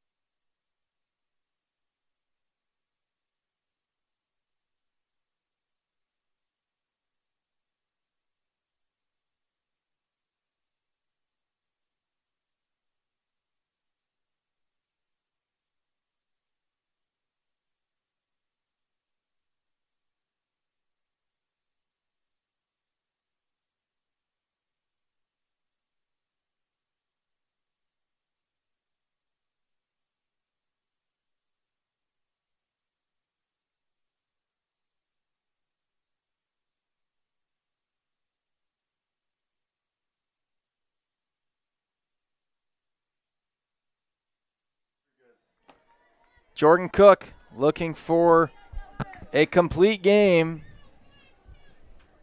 in her final start at home, as the first pitch to the new hitter, Natalia Rodriguez, is a little flare to left center for a base hit.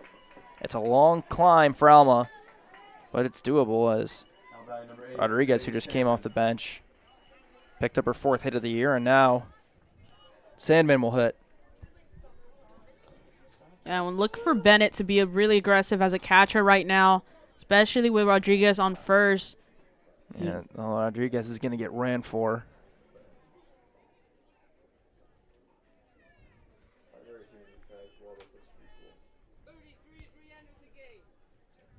Wolverton will re-enter. Oh, Rodriguez doing her job. Come in, get a hit, come out. Salmon's 1 for 3. Hornets need 3 more outs. Alma needs 4 runs to tie, 5 to win. Bunch showed. It's back to Cook. The throw to first. They got her.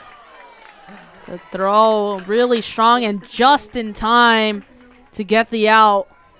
That feels more important than the runner being moved. Oh, 100%. Now batting number 28, Peyton Feather.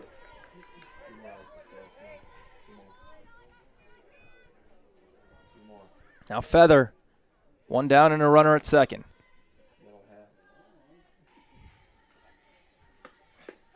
Pitch in for a strike. Brings up one of my favorite plays. Check 2, go 1.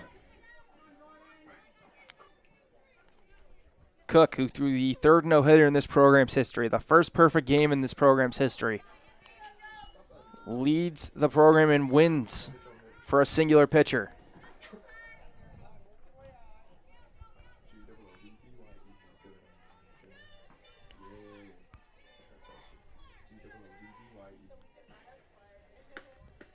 Misses low. She's 3rd in career strikeouts.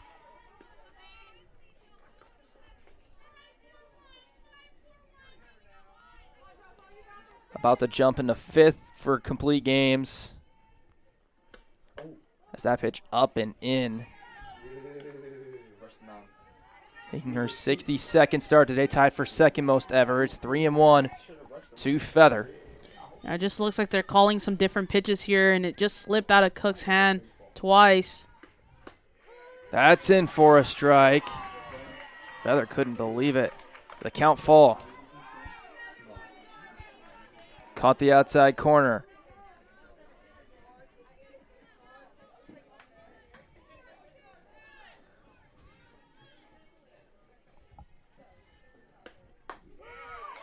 And she is rung up outside corner. Feather couldn't believe it, but there are 2 away. Feather all the way back to the dugout, just shaking her head. 5, Jordan Porter. Now it's Porter, who's had a good game, 2 for 3, double, single, and a pop out. Pitch down and in, ball 1. Cook just trying to close out the game. And Shelby Bennett's going to call time. Try and make sure the moment isn't getting to her of senior day. Now gives Cook the opportunity to just catch her breath here.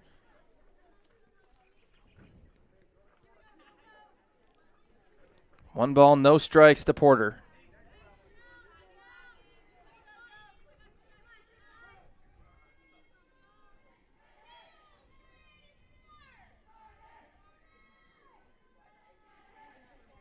One 0. Too tall.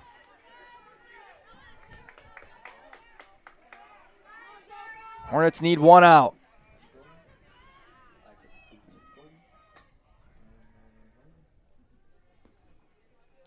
2-0 is low, and it rolls away from Bennett.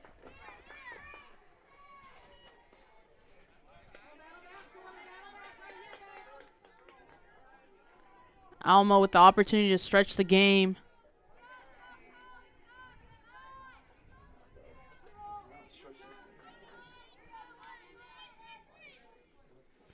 Cook setting up. 3 balls, no strikes. Pitch is in.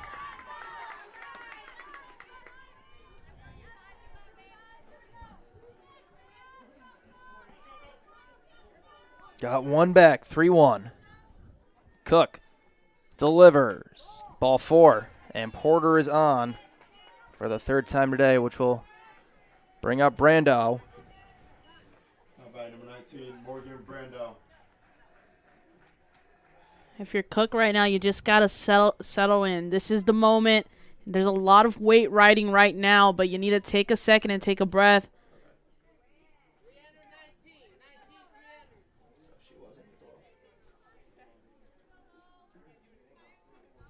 Time is going to be called. We're going to get a quick mound visit with runners at the corners.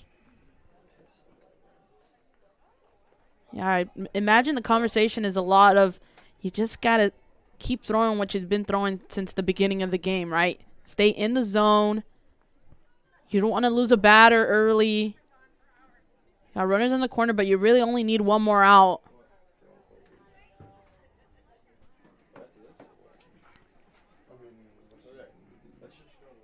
Six runs, 11 hits, no errors for Kalamazoo. 2 runs, 9 hits, 1 error for Alma.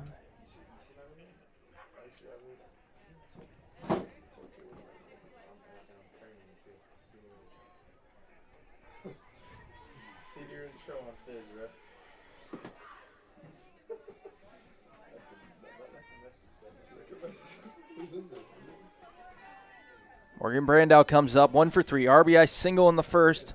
Fly out, pop out.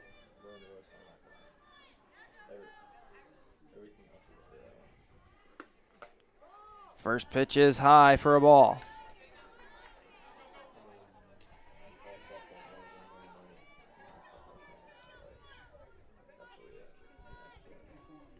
One ball, no strikes. That's in for a strike. Brandow trying to extend it to Holzinger. The tying run in the on-deck circle for Alma. Cook doing a really good job right now of just continuing to attack the zone. 1-1. In the air, left center field. Fritzma's got it. The Hornets win it to tie a program win, or program record in wins in a singular season. This team 1 win away from being crowned the singular best team in the history of Kalamazoo College softball, and they now, in all likelihood, will control their own destiny for a possible first ever appearance in the MIAA tournament. Yeah, they had a really strong game. The Hornets just maintaining the momentum from that first game. You mentioned it. You'll probably mention it in the stats as we clean up here, but they had no errors, and that was another big thing.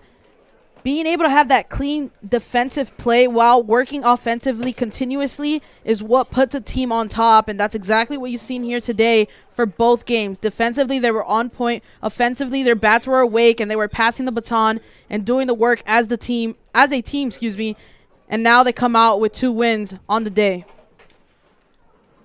Our final numbers, winning pitcher for Kalamazoo, Jordan Cook, goes the complete game, gives up 2 runs. Kaylin Kenny is the losing pitcher.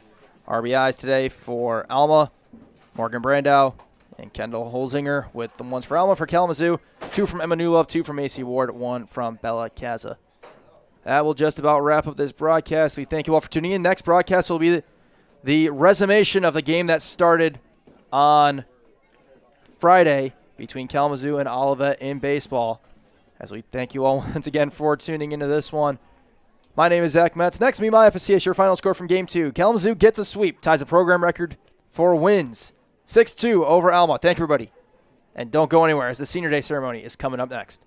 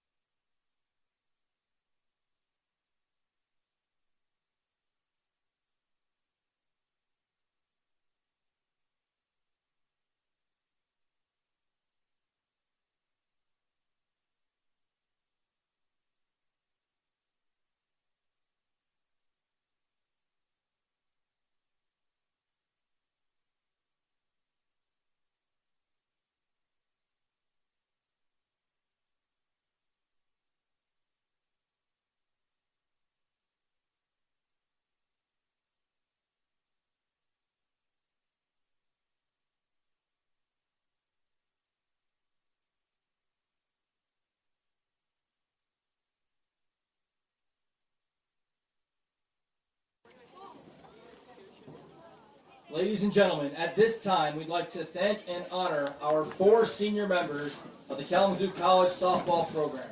These 4 women have been important and valued members of the softball program during their time at K. Their contributions to the Kalamazoo College softball team are significant and greatly appreciated. First up, number 12, Brenna Fisher. Brenna is accompanied by her parents, Kirk and Dinah Fisher. Brenna is from Colon, Michigan and Colon High School. She spent the first 2 years of her college career at Kalamazoo Valley Community College before transferring to Transylvania University for her junior year. She then transferred home to K for her senior year. Brenna has started all 32 games in left field for the Hornets in her senior year. She leads the team with a .430 batting average, 46 hits, 2 triples, 10 RBIs, and now 31 stolen bases. Following the completion of the academic year, Brenna plans to transfer to Western Michigan to complete her exercise science degree and become an exercise physiologist and personal trainer. Brenna's favorite K softball memory is our spring training trip to Florida. Ladies and gentlemen, number 12, Brenna Fisher.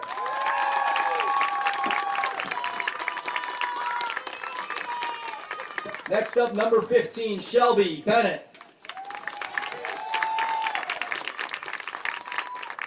Shelby is accompanied by her parents, Lisa and Dustin. Shelby is from Sturgis, Michigan and Sturgis High School.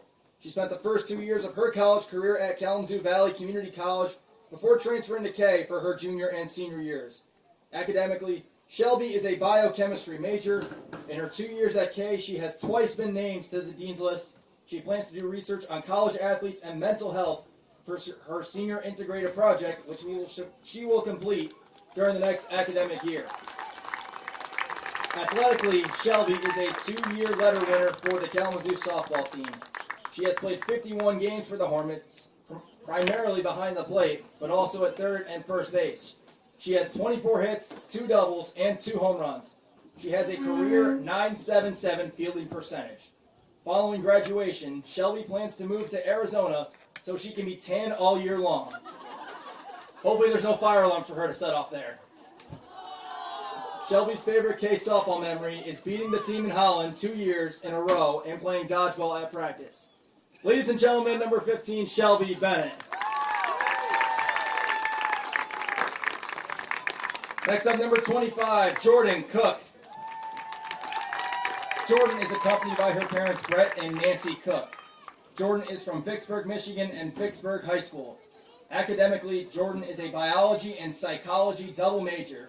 She has been named to the Dean's List 3 times. She successfully completed her senior integrated project titled Generation of a Quantitative Neuropathology Brain Bank for Parkinson's and Related Disorders. Jordan studied abroad in Budapest, Hungary during her junior year. She is set to graduate from Kalamazoo College in June. Athletically, Jordan is a 4-year letter winner for the Kalamazoo softball team. She has played in 65 games for the Hornets, all in the circle.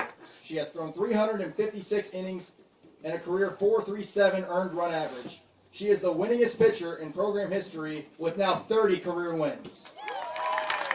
Following graduation, Jordan plans to work in the neuroscience field while taking a gap year prior to entering a PhD program. Jordan's favorite softball memory is beating Trine freshman year. Ladies and gentlemen, number 25, Jordan Cook. Finally, number 14, Bella Kaza. Bella is accompanied by her parents, Bob and Ashley Kaza. Bella is from Beverly Hills, Michigan and Groves High School. Academically, Bella is a biology and Spanish double major with a concentration in biochemistry. She has been named to the Dean's List 7 times. She successfully completed her senior integrated project titled Investigating TRP12 Ubiquitination of FZD9 in attenuation of WNT signaling. Bella studied abroad in Madrid, Spain during her junior year. She will graduate from Kalamazoo College in June. Athletically, Bella is a 4-year letter winner for the Kalamazoo softball team.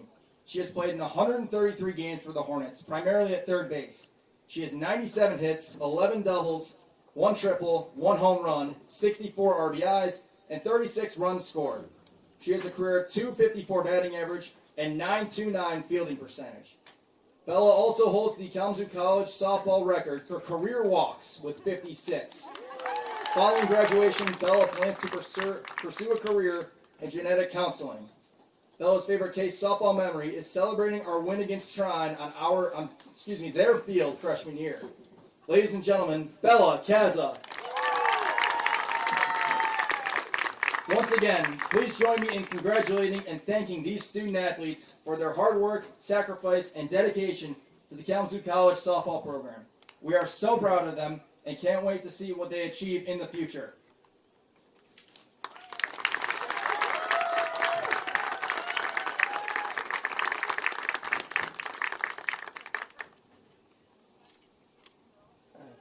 That's it. That's all I have to say. I've been talking too much. Also, why do they want to pick the hardest possible SIP names?